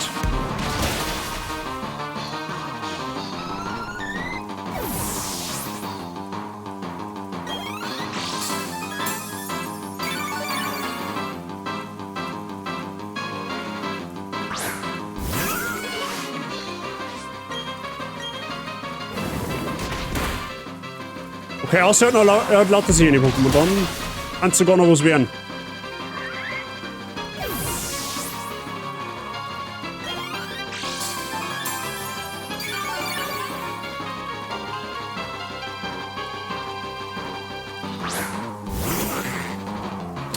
Alabis. Das kann ein Eisattack auf jeden Fall. Habe ich Protector drauf? Nein, habe ich nicht. Schade.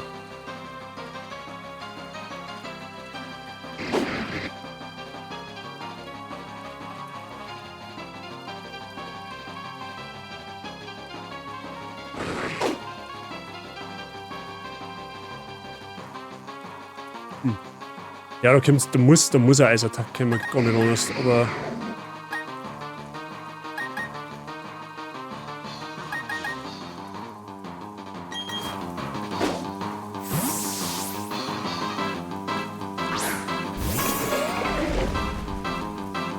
Ah, Tonsteine tut mir halt weh.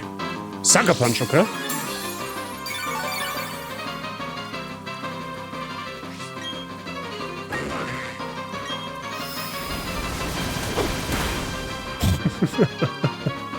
Ich hab by the way volles KP-Investment, ne?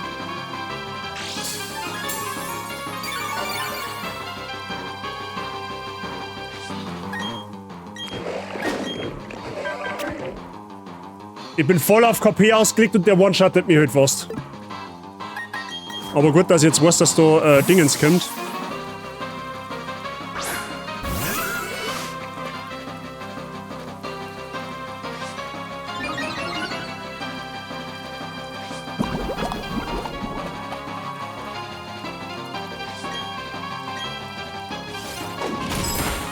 Okay, das ist nicht Step, das ist gut für mich.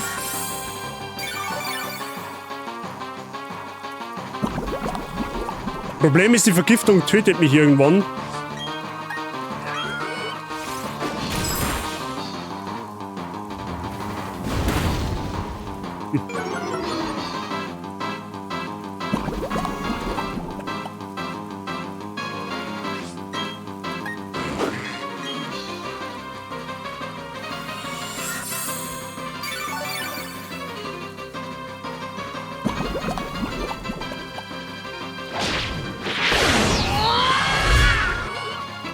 Diddley, danke dir für dein Following.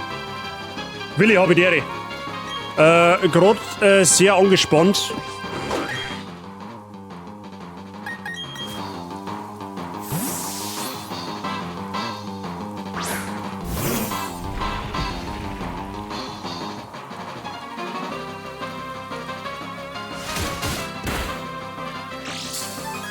Okay.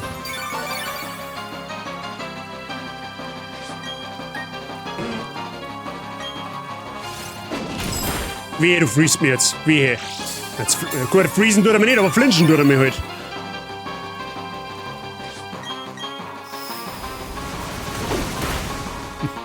Der war halt jetzt so wichtig gewesen, wenn er jetzt nicht geflincht worden war. Wenn er den nämlich fast ein Full-Life Relaxo gehabt. Und jetzt stehe ich halt richtig beschissen da. Da schreckst du zurück. Kannst quasi nicht angreifen.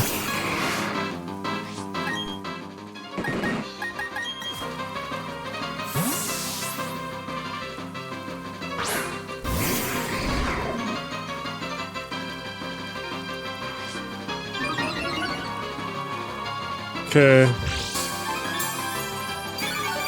Hätte ich vielleicht Willi doch Gigasauger lernen sollen.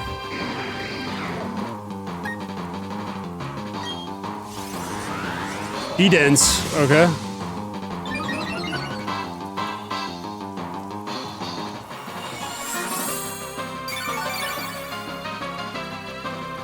Gut, aber er kann keine Wasserattacken nicht mehr. Wenn er keine Eisattacken mehr hat, ist es fein. Gut, die Dance ist mir egal.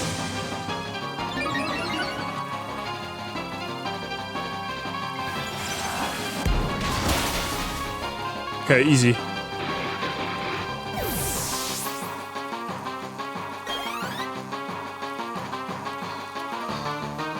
Wie viel hat er noch?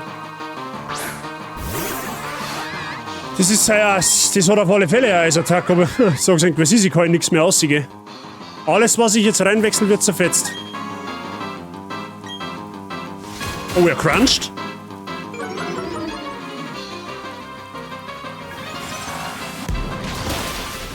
Okay, lul.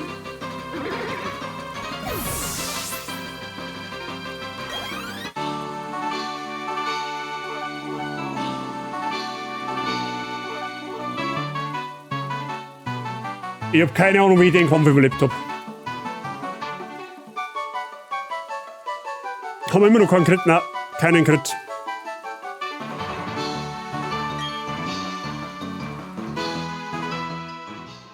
Ja, Strategie so semi aufgegangen, da die Saison. Aber hey, 5 Orden. Scheint ein harter Kampf gewesen zu sein. Die letzten beiden Kämpfe haben mich sau viel Ressourcen gekostet. Dieser und der letzte Kampf haben sehr viele gute Ressourcen gekostet. Tatsächlich. Unglücklicherweise. Ich sage, also ich will mir jetzt drauf nicht rausreden. Aber der letzte Kampf ist basically einfach nur durch das gegnerische RNG entschieden worden. Ich habe beim letzten Kampf diese 3 Pokémon wegen RNG verloren, mehr oder weniger. Und das ist jetzt halt eher semi-gut gewesen. Also die Idee mit Trick Room war an sich nicht schlecht. Aber ich habe halt nicht damit gerechnet, dass er halt auch langsame Pokémon haben kann. Wie eben Minus-Speed-Wesen Aquana. Aber ich sag mal so, lieber verliere ich die zwei, als wie irgendwelche anderen Pokémon, weil die faktisch werde ich die sowieso eher nirgendwo mehr hernehmen. Von daher bin ich eigentlich froh, dass ich Relaxo noch hab. Willi hat tatsächlich unfassbar gut performt, das hätte ich selber nicht gedacht. Aber nichtsdestotrotz häuft sich der Friedhof heute gewaltig. Ne? Wir haben 5 Pokémon verloren. Es ist halt schon nicht so das Optimum, ne?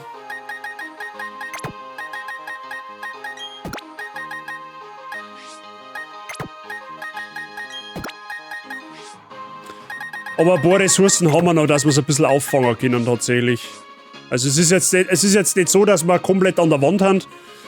Noch kann ich ein bisschen was machen, zumal ich jetzt 2 finale Entwicklungen kriege von 2 Drachen-Pokémon. Das hilft mir dann schon mal ein bisschen was. Aber wir müssen jetzt langsam, oder ich muss jetzt langsam anfangen, vorsichtig zu werden, weil irgendwann haben nämlich die qualitativen Encounter nämlich alle weg. Und dann stehe ich da, wie bestellt und nicht angeholt.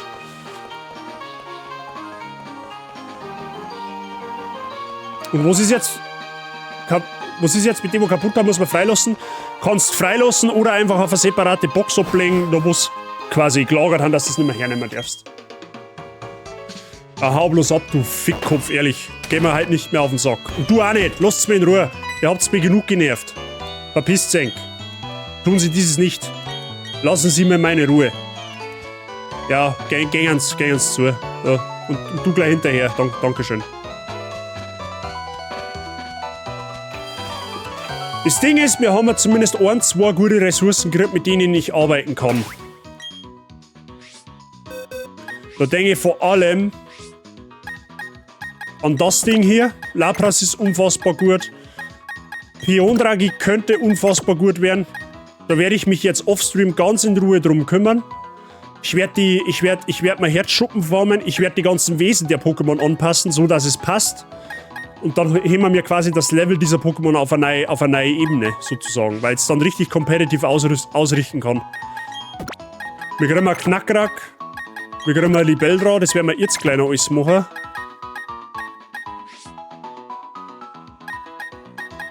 Forstelka wird neu zum Wollen, das ist gut. Die Wette? Ah ja, Entschuldigung.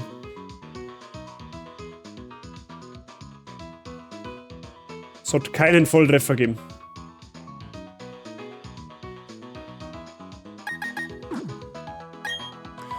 So, die grinden wir noch schnell hoch.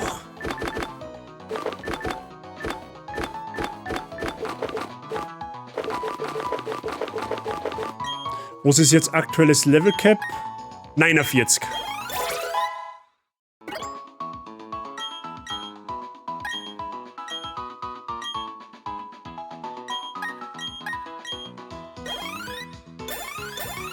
Du wirst beliebt, hast belohnt 5060 Punkte GZ, Ebbinghausen. Gönn ich dir.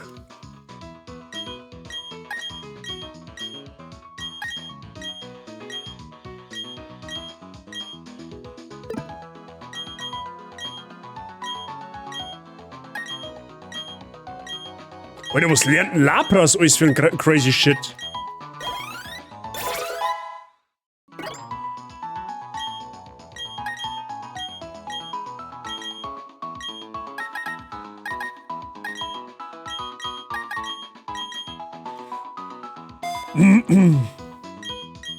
Trainieren muss man in dem Sinne gar nicht. Na, da tatsächlich nicht. Da wirst du quasi belohnt, wenn du...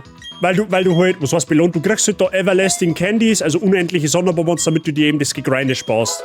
Sozusagen, ne? So. In das Ding habe ich große Hoffnungen. Piondragi kann ein Carry werden in dem Run. Jetzt umso mehr.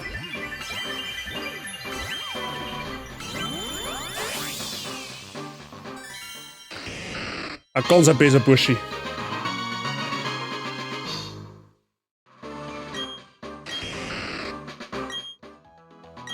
So, der nächste böse Bube.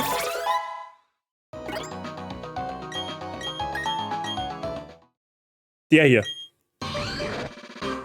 Lang hat's gedauert, jetzt ist es soweit.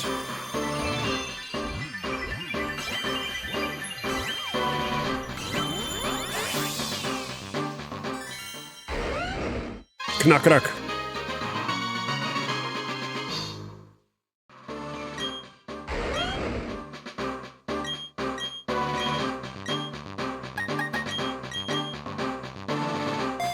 Knackerer kann ebenfalls ein Carry werden.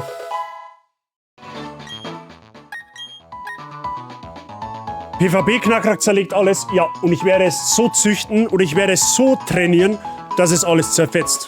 Lieber der Brief und Siegel. Nächste Banger. In diesem Heck ein Käferdrache.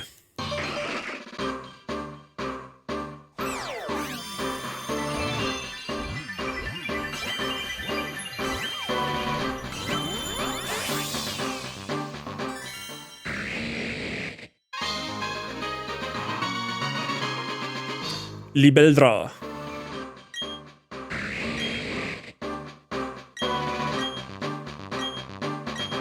Na, die haben wir speziell ausgelegt, deswegen eher nicht.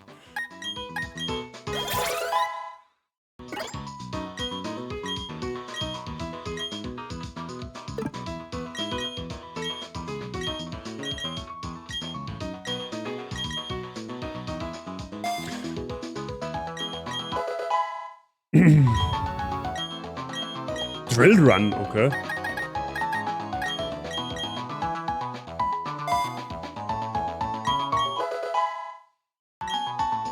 Explosion eher nicht. Iron Defense ist, glaube ich, okayisch. Jetzt werden wir noch irgendwie Dingens lernen. Body Press. Sherox war noch geil. Ja, ich weiß nicht, ob das vom Baum fallen kann tatsächlich.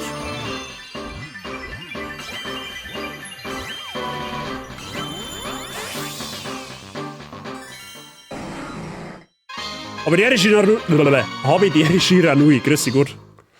Was wird bei dir? Käferstahl. Spiegelsalbe. Wir haben Gyroball.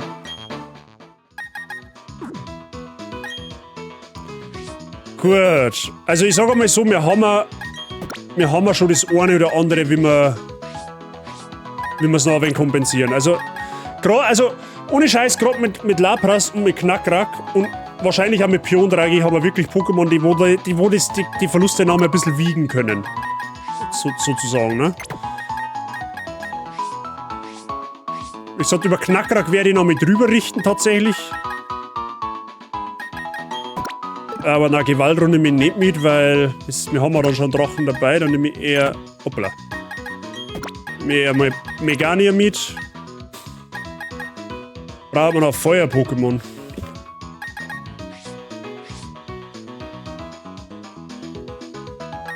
Ja, vielleicht Skelabra. Schauen wir mal. Verlust ist immer bitter, aber gehören irgendwo dazu. Bei einer Nuzlocke kannst es quasi. Also, es ist ja so. Ich spüre ja die Nuzlocke quasi blind. Ich bereite mich auf keinen Kampf nicht wirklich vor. Ich sehe nicht, was der Gegner hat. Ich weiß nicht, was für Attacken er hat. Ich weiß nicht, was für Pokémon er hat. Ganz ehrlich, wenn einer heute Hardcore Nuzlocke spielt, blind, ohne sich vorher durchzukelken oder sonst was, dann kannst du es einfach nicht vermeiden, einen Verlust in Kauf zu nehmen. Das geht nicht. Ne? Wenn ich heute Hardcore Nuzlocke spiele, da wo ich halt mich auf jeden Gegner vorbereite, da wo ich halt schon Einsicht habe zum Trainer, da wo ich genau sage, der hat diese 6 Pokémon mit diesen 6 Fähigkeiten, mit diesen Moves, mit der EV-Verteilung etc. pp, dann kann ich mich darauf vorbereiten, kann es durchrennen und dann komme ich in der Regel Deathless raus. In der Regel. Ist für mich tatsächlich kein Problem, das so zu machen, aber es ist für euch zum Zuschauen absolut beschissen. Weil ihr seht dann basically von 3 Stunden Stream, seht ihr, wie ich 2 Stunden irgendwo in einem Rechner drinnen hänge. Von der Stunde, wo dann noch bleibt, richte ich dann das Team eine halbe Stunde her. Und die halbe Stunde, wo dann noch über ist, mache ich einen Bosskampf und dann ist der Stream vorbei. Das habe ich bei der letzten Nuzlocke mal angefangen, versucht so zu machen. Ist für euch nicht schön zuzuschauen. Das weiß ich selber, weil ich selber gerade einen sehr großen Nuzlocker verfolge. Ich persönlich, ich selber habe kein Problem, das anzuschauen, weil ich dabei was lerne. Aber für euch, die wo jetzt nicht eine reine Pokémon-Community haben, ist es einfach beschissen zuzuschauen. Und deswegen habe ich gesagt, gerade bei dieser Nuzlocke mache ich das einfach ganz anders. Ich gehe einfach rein, ich agiere aus meinem Bauchgefühl aus und schaue dann, wie weit ich komme. So. Und ich glaube, das ist für euch, für die Spannung, zum Zuschauen und zum Mitfiebern viel, viel mehr wert, als wenn ich alles durchrenne. Das ist das, was ich mir denke. Ne? Gut. Freunde, ich werde, wie gesagt, alles auf Level bringen. Ich werde die Wesen alle ändern. Ich werd geistesgestört bis morgen Abend irgendwie Herzschuppen farmen, damit wir dann da morgen weitermachen können. Weil auf Route 220 geht, das kann ich noch nicht sagen. Ich werde das dann am Morgen im Stream einmal vorführen. Nämlich hier unten auf Route 220. Da kann man jetzt hier, weil wir surfen können. Auf dieser Route hier unten gibt es Libiskus zum Angeln. Und diese Libiskus haben in diesem Spiel immer eine Herzschuppe. Das heißt, ich gehe in den Kampf rein, lerne irgendeinen Pokémon Raub, stiehl mir die Herzschuppe, flüchte, Angel, Raub, flüchte, Angel, Raub. Und das mache ich ungefähr eine Stunde. Dann habe ich, keine Ahnung, 200 Herzschuppen. Und dann werde ich jedes Pokémon mit Münzen das richtige Wesen verpassen und werde ihm die richtige Fähigkeit verpassen. Das heißt, ich habe eine Heidenarbeit bis morgen Abend zu tun. Ne? Ich werde da jetzt dann wahrscheinlich heute Abend, nachdem wir vom Grillen heimkommen, noch ein bisschen was machen. Ich werde morgen Vormittag eventuell was machen. Mal schauen. Ich schaue, dass ich das bis morgen irgendwie geregelt kriege. Aber das mache ich nicht on-stream, weil das ist für euch nicht jetzt zum Zuschauen. Okay? Ich werde, wie gesagt, alle Pokémon entsprechend vorbereiten, dass es passt. Gut. Ich darf auch gerne ein Experiment machen, ein Blind Nuzlocke, die was ich noch nicht kenne von dir, aber die du kennst. Rising Ruby. Rising Ruby. Also natürlich nur, wenn du dir nicht meine Wots bis zum Erbrechen anschaust, die wo auf YouTube haben, aber Rising Ruby wäre theoretisch ein Projekt, das du blind spielen kannst, sag ich aber, wie es ist, das ist auch nicht. Ich glaub, Rising Ruby haben wir damals auch blind gespielt, oder? Das war auch alles ohne Kalkulation etc. pp, wenn mich nicht alles täuscht. Also zumindest, ich glaube, das haben wir genauso gehandhabt wie jetzt diese Nuzlocke jetzt, oder? Alles durchkalkulieren finde ich auf Dauer anstrengend zum Zuschauen und dafür machst du es überragend und dein Temperament macht es noch besser. Ebbinghausen, vielen lieben Dank für das Kompliment. Das, wie gesagt, sowas bedeutet mir sehr, sehr viel. Ohne Scheiß. Also mich freut es, wenn sich die Leute unterhalten fühlen. Das ist für mich das Allerwichtigste. Es geht mir quasi... Mir ist wichtiger, dass die Leute einen Spaß haben beim Zuschauen, als wir wenn es... Also ich finde, die Leute sollen mehr Spaß haben wie ich, so auf die Art. Ne? Also ich habe natürlich auch Spaß am Streamen, so ist es jetzt nicht. Aber mich freut es immer, wenn mir die Leute ein Feedback geben, das wo halt so positiv ausfällt. So, ne? Aber einfach war es halt nicht. Also heute war tatsächlich der letzte Pokémon-Stream am Montag, der war deutlich entspannter, deutlich erfolgreicher. Aber das ist halt das, es geht einmal nach oben und einmal nach unten. Und Herbert Habitäre, grüß dich Gott. Ich hab ganze 20 Sekunden vielleicht mitbekommen, dank nicht zu Hause und dann Kater füttern und so weiter, aber der Wille war da. Birgit macht da keinen Kopf nicht. Alles gut, das war nicht der letzte Livestream. Tun Sie sich nicht hinunter. Dann hab ich die Ehre. Muss ich bei Wots schauen, habe ich gerade nicht von der Grafik in Erinnerung. Das war der Hack von Alpha Saphir, beziehungsweise von Omega Rubin. Auf dem 3DS damals. Das war, glaube ich, die zweite Nuzlocke, die wo quasi in der Siegerstraße gewiped ist, wegen einem Schildlosmachomai.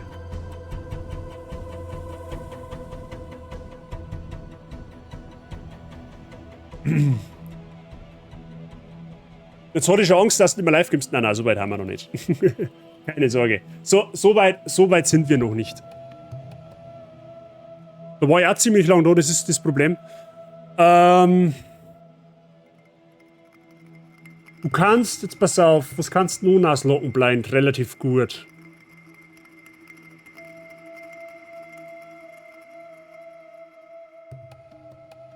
Stormsilver theoretisch, aber Stormsilver ist halt schon mächtig.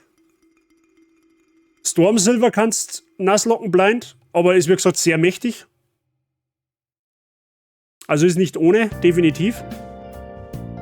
Aber Stormsilver oder Sacred Gold war tatsächlich so ein Hack, den könntest du dir tatsächlich mal antun. Privat oder on-stream. Kannst du auch gerne on-stream machen, wozu denn? So, danke für den unterhaltsamen Stream. Bis zum nächsten Mal. Einen schönen Sonntag an alle. Servus und pfiat euch, Cartman. Ich sag danke fürs Zuschauen. Schön, dass du doch so lange da sein hast, China. dir und deiner Familie natürlich auch einen schönen Sonntag. Dankeschön. Gut, Leute, ich muss noch kurz was sagen. Das habe ich jetzt halt eingangs gar nicht erwähnt. Ich möchte mich bei euch, erst jetzt quasi auf, ich bin jetzt am Sprung, genau. Ich möchte mich bei euch für 401 mittlerweile, ich möchte mich bei euch für 401 Follower bedanken. Wir haben gestern mit der Jasse zusammen diese 400 Follower-Marke geknackt, auf die ich ungefähr seit einem Jahr hier arbeite, mehr oder weniger. Also es hat jetzt fast ein Jahr gedauert, von 350 auf 400 zum kommen. Und der Meilenstein, der bedeutet mir schon ziemlich viel, weil es halt einfach, ja, es war eine lange Durchstrecke, also das hört sich jetzt blöd an, aber allein der Sprung, also diese 50 Follower noch mit zu machen, hätte ich ehrlich gesagt gedacht, schaffe ich nicht mehr. Und es ist mir das Gegenteil bewiesen worden. Mir hat es gestern, wenn ich die Offstream-Follower, die dann nachträglich noch dazugekommen haben, mit dazu rechne, habe ich gestern 15 Follower gemacht, weil ich 4 Stunden Monster Hunter gespielt habe. Mit der Yassi zusammen. Da möchte ich mich auch an der Stelle bei der Yassi bedanken, von der einige Zuschauer umgekommen haben. Die wo quasi da auf mich aufmerksam geworden haben, muss man glaube ich auch dazu sagen. Und ja, einfach ein dickes Danke an euch für die Treue und fürs Dosen, all die Zeit und all die Jahre. Jetzt haben wir doch schon ein paar Jahre unterwegs jetzt auf Twitch. Mal mit mehr Hürden, mal mit weniger Hürden. Ne? Aber mich freut es auf alle wahnsinnig, dass wir das geschafft haben, als Basigen gemeinsam. Und wir schauen weiter, wo die Reise hingeht. Ja?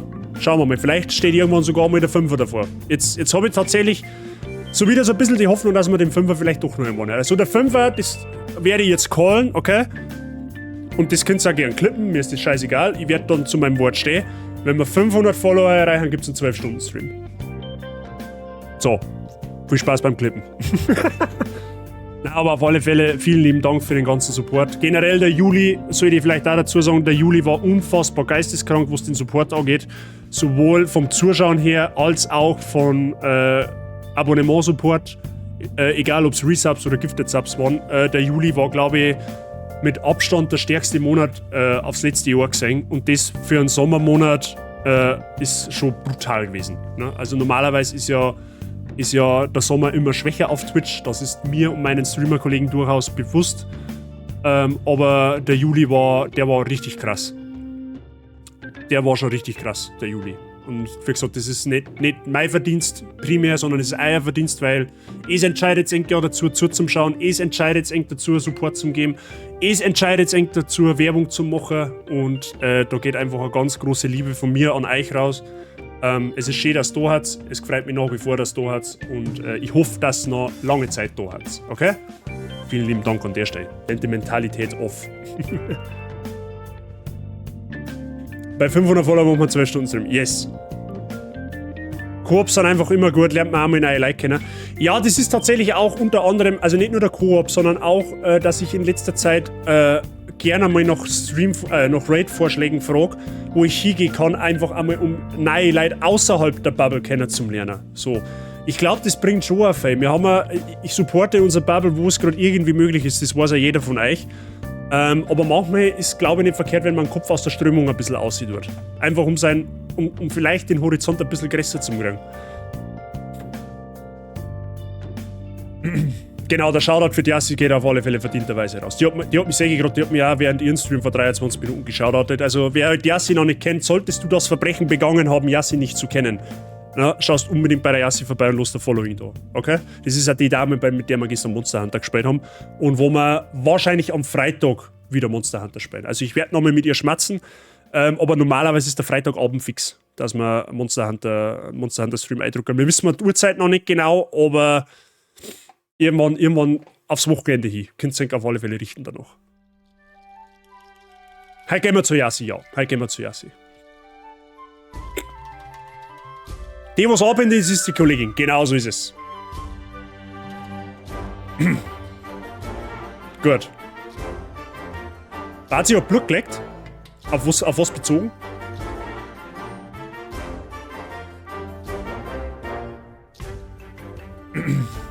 Gut. Ja, schön. Kaum redet man vom Monster Hunter, kommt das Lied von Astera. Auf die 500 Follower. Weil was heißt Blutgleich? Du musst, weißt, man muss eh nicht mehr, wie es kommt. So, das kannst nicht sagen, dass du halt sagst, ja, ich möchte jetzt in einem Jahr oder in einem halben Jahr möchte ich 500 Follower haben. Das kannst du nicht steuern. Das kommt oder kommt halt nicht. Ich habe halt, durch das weiß ich halt noch so, das weiß ich deswegen noch so genau, weil das letzte Projekt, wo ich so einen Follower-Aufschwung gehabt habe, war bei Madison. Oh Wunder. Da habe ich auch einen Sprung gemacht von 328 auf 350 Follower, sowas. Und dann ist ganz, ganz schleppend gegangen. Dann ist er mal auf 370 auf, dann ist es wieder auf 350 runter, wieder auf, wieder runter. Also praktisch Follow, Unfollow, Follow, Unfollow, Follow, Unfollow. Und dann habe ich für mich eigentlich vor ein paar Wochen für mich festgestellt, für mich ist mein Zenit erreicht, es geht nicht weiter. So. Und jetzt ist halt innerhalb von wenigen Streams Elden Ring hat brutal viel dazugeholfen, sage ich auch. Und der steht dazu, das Elden Ring DLC hat unfassbar viele Leute reingeschwappt. Da wo sogar ein paar hängen geblieben haben. Wenn ich jetzt einmal einen Ebbinghausen nennen soll oder einen Shiranui oder halt noch 2, 3 andere Kandidaten, da haben auch ein paar hängen geblieben. Also Elden Ring hat da brutal viel reingerissen und halt jetzt der Stream gestern mit der Yassi. Und für mich war halt das eigentlich schon so, ja, so vom Gedanken her eigentlich abgehakt, dass ich sage, okay, passt, ich werde so zwischen 350, 380 Follower hängen bleiben, das ist völlig fein. Meine Community ist gefestigt, ich habe in der Regel zwischen 15 und 30 Zuschauer, irgendwie sowas, je nachdem wie viel Traffic halt auf Twitch ist von der Bubble her. Und für mich war das fein. Und deswegen hat mich gestern einfach so unfassbar offstream gefreut, wie ich dann nochmal reingeschaut habe und dann halt festgestellt habe, hey, da steht ein Vierer jetzt davor. Weil, wie ich ja offline gegangen bin, waren es ja in Anführungszeichen nur 397 und es haben offstream halt dann noch mit 3 dazugekommen. Und das hat mich halt so wahnsinnig gefreut. So. Weil ich halt eigentlich gedanklich mit dem schon abgeschlossen habe, dass jemals da ein Vierer davor steht. So. Nur, dass du halt verstehst, wie ich meine. Das wird jetzt auf die 500 hier mit Sicherheit auch ewig dauern. Aber wenn dann wirklich einmal ein 5er davor steht, dann ist halt einfach die Freude riesengroß. Weil man halt eigentlich damit nicht rechnet. So, ich habe ja mit Streamen angefangen, mit der bayerischen Mundart, so wie ich jetzt hier da sitze. Mit der Voraussetzung, dass ich keine Voraussetzung nicht habe. Ich habe mich hergesetzt und habe geschaut, wie weit es führt. Ich habe kein Ziel nicht gehabt, mehr oder weniger. Ich hab mich hergesetzt und habe mir gedacht, passt, ich streame jetzt einfach drauf los. Werden schon irgendwann noch mit 2, 3 Leuten zuschauen. Ja, herzlichen Glückwunsch, jetzt haben wir teilweise 30 Leute. Weißt du, das sind halt immer so die Sachen, man rechnet nicht damit und dann passiert es halt aber einfach. So. Obwohl jetzt eigentlich so die letzten 3,5 Jahre, wo ich jetzt streame, habe ich eigentlich schon immer die Erfahrung gemacht, dass die Ziele, die man sich eigentlich wünscht, mehr oder weniger irgendwann erreicht haben, aber man mag es halt nicht schön machen. Weißt du? Man möchte halt nicht sagen, ja, möchte jetzt nicht hergehen und sagen, ja, die 500 in einem Jahr habe ich 500. Und dann ist es in einem Jahr halt vielleicht nicht so. Weißt du, wie man? So, das ist ungefähr so, wie wenn du halt Lotto spielst. Du spielst ja auch nicht Lotto und sagst, ja, passt, morgen bin ich Multimillionär. So, weil dann bist du morgen nämlich maßlos enttäuscht. Du spielst ja auch Lotto und sagst, ja, wenn ich es gewinne, ist schön und wenn nicht, mein Gott, dann verliere ich jetzt auch mein Leben nicht. So auf die Art. Wer hier nicht folgt, verpasst was. Prof, danke dir. Und habe die Ehre, Christi. Gemeinsam auf die 500 mit die Flauschknädel und die Geschubsten. Nur so geht's. Mit 500 möchte ich nur mit Geschubste und mit Flauschige. Mit der Bazi-Gang halt einfach. Ne? Ohne euch möchte ich es gar nicht. Kommt halt wahrscheinlich auch drauf an, was du sagst. Ja, so von der Erfahrung her ist, glaube ich, mittlerweile relativ egal, weil die Leute da haben. Aber was, glaube ich, was ausmacht, um neue Leute kennenzulernen, kommt es, glaube ich, schon drauf, was man sagt. Das Problem ist halt auch bei so ein bisschen, sagen wir jetzt das Beispiel Elden Ring jetzt. Ich spiele jetzt Elden Ring. Da kommen, ist jetzt nur Beispielzahl, 15 Leute rein, weil die finden geil, der spielt Souls-Content. Ich feiere das, gefällt mir. So, und irgendwann ist halt Elden Ring fertig, so wie es halt jetzt aktuell ist. Und dann ist es halt meistens so, dass von diese, das ist nur Beispielzahl, dass von den 15 Follower, die wegen Elden Ring gekommen haben, brechen der 12 wieder weg und 3 bleiben da hängen. Die 3, wo da aber dann hängen bleiben, die bleiben aber dann dauerhaft hängen, egal was du machst. So. Und das ist die Krux. Wenn du jetzt natürlich ein Projekt hast, nehmen wir wieder das Beispiel Elden Ring, da kommen 50 Leute dazu, jetzt mal, um es richtig krass auf die Spitze zu treiben. Dann hat natürlich die prozentuale Menge, die da dann eventuell dauerhaft hängen bleibt, natürlich höher. Wahrscheinlich, ne? Bei 50 Leute bleiben da halt dann vielleicht 10 hängen. So, und das ist halt das, was dein Kanal halt dann mit der Zeit nach oben druckt. Ja, weil dann hast du halt nicht mehr 15 Zuschauer, sondern dann hast du auf einmal 18.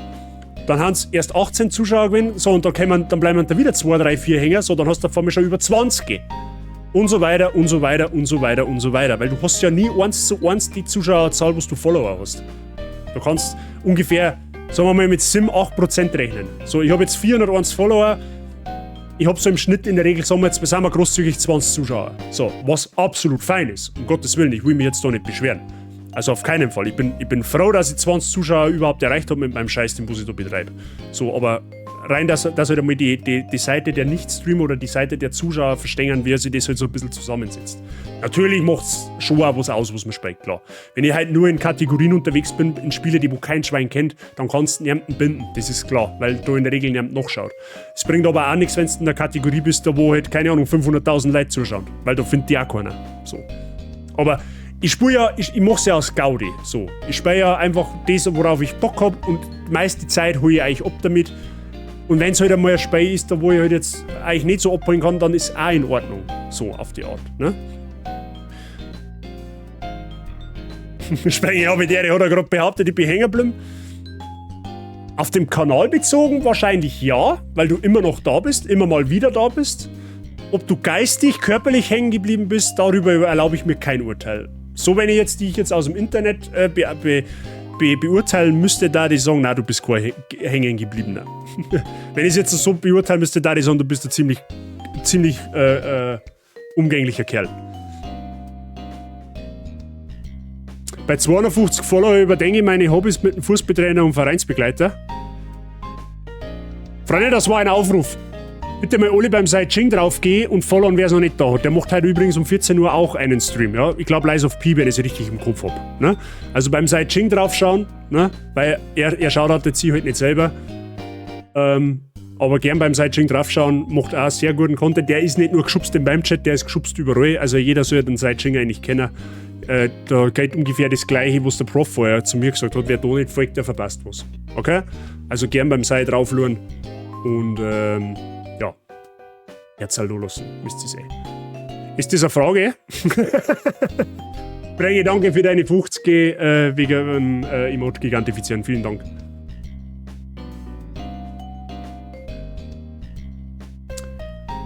Man kann es nie jedem Einzelnen recht machen, jeder hat einen anderen Geschmack, beziehungsweise viel, aber wem sage ich das? Jeder, das ist ja auch gut so. Es war ja langweilig, wenn jeder das Gleiche mengen hat. Das ist, glaube ich, auch kein Geheimnis. Wenn jeder dasselbe mengen und jeder nicht das, oder wenn jeder das Gleiche mengen hat und jeder die gleiche Abneigung hätte, dann war die Welt total langweilig. Ich meine, bei der Birgit weiß es, die 90% der Spiele, die ich spiele, sind für Birgit völlig irrelevant, weil sie das selber nie spielen hat. Aber sie schaut halt zu. Bei der Birgit weiß ich, sie wartet gerade drauf, dass ich einen Horror-Oktober mache. Wobei ich mir nicht sicher bin, ob ich den heuer richtig auf die Kette kriege. Vielleicht müssen wir einen Horror-November machen, das weiß ich noch nicht genau. Aber da müssen wir schauen. Aber um das geht's ja. Das ist ja das, was ich eingangs erwähnt habe. Wer bleibt ein Hänger? Birgit ist trotzdem hängen geblieben. Das ist jetzt nur ein Beispiel, weil du gerade voll reingerätscht bist. Birgit bleibt nicht hängen, obwohl ich Sachen spiele, die ich nicht spiele, weil es ihr wurscht ist. Sie ist da wegen, weiß ich nicht, wegen der Community, wegen meinem Blödsinn, keine Ahnung. Und das ist das, was ich eingangs erwähnt habe. Es soll nicht, also für mich als Streamer zählt jetzt nicht, wo sie spiele, sondern es zählt für mich, dass Leute da haben. So, und ich glaube, den Status, das glaube ich, kann ich behaupten, den haben wir miteinander erreicht. Also ich würde sagen, es ist jetzt wurscht, ob ich Pokémon spiele, es ist wurscht, ob ich jetzt Monster Hunter spiele, Elden Ring, Mario Kart, hau mich blau, es ist immer irgendwer da. So. Mal haben es mehr, mal haben es weniger. Aber das ist ja fein so. Ja? Jeder von euch hat ein Real Life und jeder von euch ist einmal unterwegs. Ich bin ja auch unterwegs. So. Und dann ist es auch mal völlig fein, wenn man halt mal andere Dinge tut. Um Gottes Willen. Als ein Community-Erlebnis ist das Entscheidende. Genau das trifft es ganz. So trifft es perfekt eigentlich. Genau. Es zählt nicht das Einzelne, sondern es zählt das, was man als Community halt hat. So halt generell, das ist ja jetzt nicht nur meine Community, also nicht die Bazi-Gang alleine, sondern es ist ja halt die ganze Bubble. Das ist jetzt, ob das jetzt der Mike ist, ob es der Dampfi ist, ob es ich bin, ob es Yassi ist, ob es Zabi ist, ob es der Sai ist, es ist ja völlig egal. Es ist halt einfach dieses große Ganze, so, was sich da herauskristallisiert hat. Zum Glück. Sobald Marshall Horror spielt, schaue ich nicht zu, bin aber trotzdem immer im Lurk. Ja, und das ist, ein Lurk macht so viel aus. So, wichtig ist nur, dass der Tab nicht gestummt ist. Ne? Also wenn du im Lurk bist, dann immer schauen, dass der Stream zumindest ein bisschen einen Ton hat, weil dann zählt nämlich der View. Das ist das Wichtigste. Aber generell einfach den Lurk da lassen, das unterstützt den Streamer auch ungemein. Das sehen viele aber nicht. Ich bin da, weil wir es schon lange vom Bürger kennen und Among Us die Corona-Zeit gerettet hat. Wir haben eine brutal viel, also so der ganz grobe, krasse Kern, so für mich, war die Among Us-Zeit während Corona. Ja, da hab ich unter anderem einen Sei kennengelernt und dann ist alles ins Laufen gekommen. Und jetzt sitzen wir da. Und schauen wir uns Blödsinn im Internet an. 1% Lautstärke ist gut. Ja, das reicht. 1% Ton gelangt dann Zeit dafür. 4% ist auch in Ordnung. Alles, was mehr wie 0 ist, ist in Ordnung. Hauptsache ein bisschen ein Ton. Du musst ihn zwar nicht wahrnehmen, aber er muss da sein. Das stimmt, Corona hat das Ganze ganz schön verraten. Ja. Wenn Corona nicht gewesen wäre, wäre man wahrscheinlich so nie zusammengekommen. Weder ich als bayerischer Streamer, weil ich habe ja vor diesem Kanal, ich habe ja schon mal einen Kanal gehabt. Ich war zu der Zeit noch ausschließlich Summoners War Streamer, da habe ich nicht bayerisch gestreamt, sondern Hochdeutsch. War ultra cringe für mich. Und Streamen hat mir an und für sich eigentlich schon Spaß gemacht, mir hat aber Summoners War nicht mehr bockt. Und dann hätte ich damals versucht, mit meinem alten Twitch-Kanal andere Spiele zu spielen. Und ich habe mit Summoners War schon eine etablierte Community eigentlich gehabt, da war ich teilweise bei 40, 50 Zuschauern. Und ich habe aber halt, wie gesagt, keinen Bock mehr auf Summoners War gehabt. Hab dann, quasi meinen Account verkauft. Hab dann... Können wir Blockgrätschen, hilft das nix.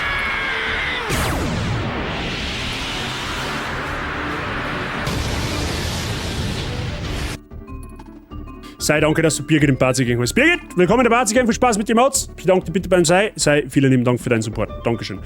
Genau, ich hab dann Summoners War halt aufgehört, wollte aber weiter streamen. Dann habe ich damals Resident Evil 2, ich weiß nicht mehr, was war, doch Resident Evil 2, glaube ich, mit Lien. Und dann habe ich statt 50 Viewer auf einmal nur noch 2 oder 3 Viewer gehabt. Und das merkst du halt brutal. Weil wenn du halt nur einen Content machst, hast du zwar unfassbar schnell eine Community, die Community steht aber nur dann hinter dir, wenn du auch dieses Spiel betreibst. Und dann ist halt mein alter Twitch-Account, den habe ich dann eingestampft und dann habe ich Streamen sein lassen und dann habe ich eben durch die Corona-Zeit halt viele Leute oder einige Leute kennengelernt und dann habe ich mich dazu entschieden, mache einen neuen Twitch-Kanal, stream auf Bayerisch, stream auf das, was du Bock hast. So, und da sitzen wir. So ist es im Endeffekt hergegangen.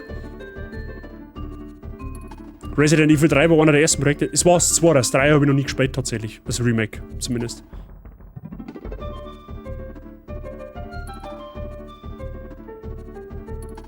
Ihr müsst mehr Glück haben, ich krieg quasi nie eine Werbung. Auf Twitch meinst du jetzt? Oder was meinst du jetzt? Ich hab auch die alte App noch, ich weigere mich noch zum Update. Tu es nicht. Tun Sie dieses nicht. Herbert, wenn du es vermeiden kannst, ohne Scheiß, die neue Twitch-App ist absoluter Abfall. Das ist absoluter Abfall. Ohne Witz. Das ist richtig Abfall. Also, was sie sich da denkt haben. Was? Resi 3 auf Platin? Ja, du vielleicht, ich nicht. Resi 3 weiß ich nicht. Ich bin mir noch nicht so. Also, wenn ich heuer einen Horror-Oktober schaffe, wie gesagt, wir werden einen Horror-Monat machen, keine Bange. Es braucht es nicht aufschicken, dass wir keinen machen. Aber das hängt halt. Das Ding ist, im Oktober kommt Dragon Ball Z Sparking Zero aus, also Tenkaichi 4. Und ich vermute, dass mein Real Life da massivst in die Binsen gehen wird. Ne? Jetzt bin ich mir noch nicht sicher, ob wir im Oktober Horror machen oder halt erst im November. Ja, vielleicht machen wir einen Horror-Weihnachts-Dezember-Stream. Ich weiß es nicht. Aber ich habe mir schon ein Projekt überlegt, was wir vielleicht spielen könnten. Und das ist Layers of 4. Ich habe das Spiel noch nicht gespielt, ich hab nur gehört, es soll unfassbar schlimm sein. Ist vielleicht ein Projekt, was wir heuer angreifen können. Mal schauen. Weil ich irgendwie noch so ein bisschen die Aussage treffe, dass schlimmer wie Madison nicht werden kann. So. Ne? Oktober und November, du kannst mich fett am Arsch lecken. Es wird klang, wenn ich 4 Wochen ein Herzkasperl kriege. Ui, Layers of 4. Ja, ich hab nur mal gehört, es soll ganz gut sein und es kommt in etwa auf das Level hin, aber wie gesagt, ich hab's noch nie selber gesehen. Schauen wir mal. Das hätte ich auch für Switch. Ja, wenn da das für PC spielen auf alle Fälle. Also wenn es gibt für PC. So, ne? Aber wie gesagt, ich hätte eigentlich vor, dass wir wieder 2 Horrorprojekte machen. Also 2 verschiedene. Ob das dann final auch wirklich Layers of 4 wird, das weiß ich noch nicht. Da werde ich mich dann im September irgendwann nochmal beschäftigen damit. Aber ja, aber es wird einen Horrormonat geben. Oder ungefähr einen Monat. Ne? Wenn halt die Spiele eher enden, dann kann es nicht ändern. Aber die Horrorliebhaber, die werden wieder auf seine Kosten kommen. Keine Sorge. Alien Isolation kann ich zuschauen. Hätte ich auch schon mal überlegt, aber Alien Isolation weiß ich nicht. Ob das so krass, ob uns das so krass abholt, so auf die Art. Ne? Weiß ich noch nicht. Tormented Souls kenne ich auch nicht. Was man vielleicht da überlegt, dass man halt vielleicht A Dead of Night noch mit reinnehmen, keine Ahnung. Habe ich zwar schon gesehen, ist aber auch immer anders. Ne? Du wirst halt immer woanders gejumpscared. Mal schauen. Es ist da, wo es an Horror-Oktober oder den Horror-Monat angeht, ist tatsächlich noch nichts noch nichts Konkretes in der Planung. Es wird einen geben. Wann der sein wird, weiß ich noch nicht hundertprozentig. Und was es genau für Projekte geben wird, weiß ich auch noch nicht. Nicht hundertprozentig, aber mal schauen. Wir werden es irgendwie hinkriegen. Dead of Night ist böse. Ja, ich weiß. Gut, Freunde der Sonne. Wir sehen uns eben morgen schon wieder. Morgen Abend, gleiche Stelle, gleiches Spiel. Wir spielen morgen noch mit Pokémon. Wir müssen den Auslog ein bisschen vorantreiben. In 3 Wochen kommt Black Myth Wukong. Ich habe die Hoffnung, dass wir bis dahin mit Pokémon fertig werden. Ich weiß, es wird zwar sehr, sehr sportlich, aber mal schauen. Also morgen, at Bonk of Night, ja genau. At Bonk of Night, genau. Der nämlich. Das ist quasi die Hardcore-Mod zu At Dead of Night. Da haut er den nicht mit dem Baseball nieder, sondern mit dem Gartenspaten, sozusagen. Ne? Genau, wie gesagt, wir machen morgen weiter um 6 Uhr auf Nacht wahrscheinlich. Ich werde nachher in Discord gegen Abend, bevor ich zu meinen Schwiegerleuten fahre, werde ich noch einen genauen Streamplan reinstellen. Ich muss mit der Yassi noch halt auch noch mal schwatzen, wann wir jetzt letztendlich Monster Hunter machen. Richten aber mal auf morgen Abend 18 Uhr Pokémon ein und richten auf Freitagabend irgendwann 5 Uhr, 6 Uhr auf Monster Hunter ein. Ja? Genauere Angaben folgen dann im Discord. Kann sein, dass am Mittwoch, aber das ist eine Angabe absolut ohne Gewähr, weil die Frau Bazi hat ab dieser Woche und nächste Woche auch Urlaub. Wir haben gemeinsam jetzt noch Urlaub, 2 Wochen. Wir werden jetzt sehr viel Zeit miteinander verbringen. Sollte sich Mittwoch irgendwas ergeben abends, kann es sein, dass ich spontan einen Monster Hunter Stream mache. Einfach locker handen, vielleicht mag ich wieder anschließen dann. Aber wie gesagt, diese Angabe ist ohne Gewähr. Okay? Wie gesagt, genauere Infos folgen dann bei mir auf Discord. Ausrufezeichen Discord, komm gern drauf. Versammst keine Infos. Ne? Ist übrigens auch ein bisschen angewachsen, der Discord-Server. Da geht nochmal ein Dankeschön raus. Okay? So. Jetzt wissen wir auf alle Fälle, wo wir hingehen. Wir haben einen Raid-Command. Bitte meine Mods gerne mal einen Raid-Command posten. Da ist er schon. Wir gehen heute zur Yassi. Die supporten wir halt auf alle Fälle mit in Elden Ring. Ne? Die macht ja alle Bosse und möchte, glaube ich, in der Main Story weitermachen. Wer die Yassi nicht kennt, verpasst was. Ihr wisst es ganz genau. Also, wie gesagt, Liebe da lassen wäre es noch nicht da, aber normalerweise sollte das mittlerweile jeder getan haben. Und ansonsten sage ich vielen lieben Dank fürs Zuschauen. Schön, dass du warst. Hat Spaß gemacht. Auch wenn es bitter war heute. Schauen wir mal, was morgen der Pokémon-Tag bringt. Es muss irgendwie weitergehen. Wir haben im Rennen, wir haben 5 Orden. Das Zeit, Verluste, die nehmen wir mit einem weinenden Auge wahr. Aber the show must go on, okay? Ansonsten wünsche ich einen wunderschönen Sonntag. Für die Urlaub haben, einen schönen Urlaub. Für die morgen arbeiten oder sonst was tun müssen, einen schönen Wochenstart. Und ansonsten hören wir uns hoffentlich morgen Abend in alter Frische wieder, okay? In diesem Sinne viel Spaß bei der Yassi. Support da lassen und in diesem Sinne haut euch eine und bis morgen Abend. Pfiat euch. Und merci nochmal für Diverses.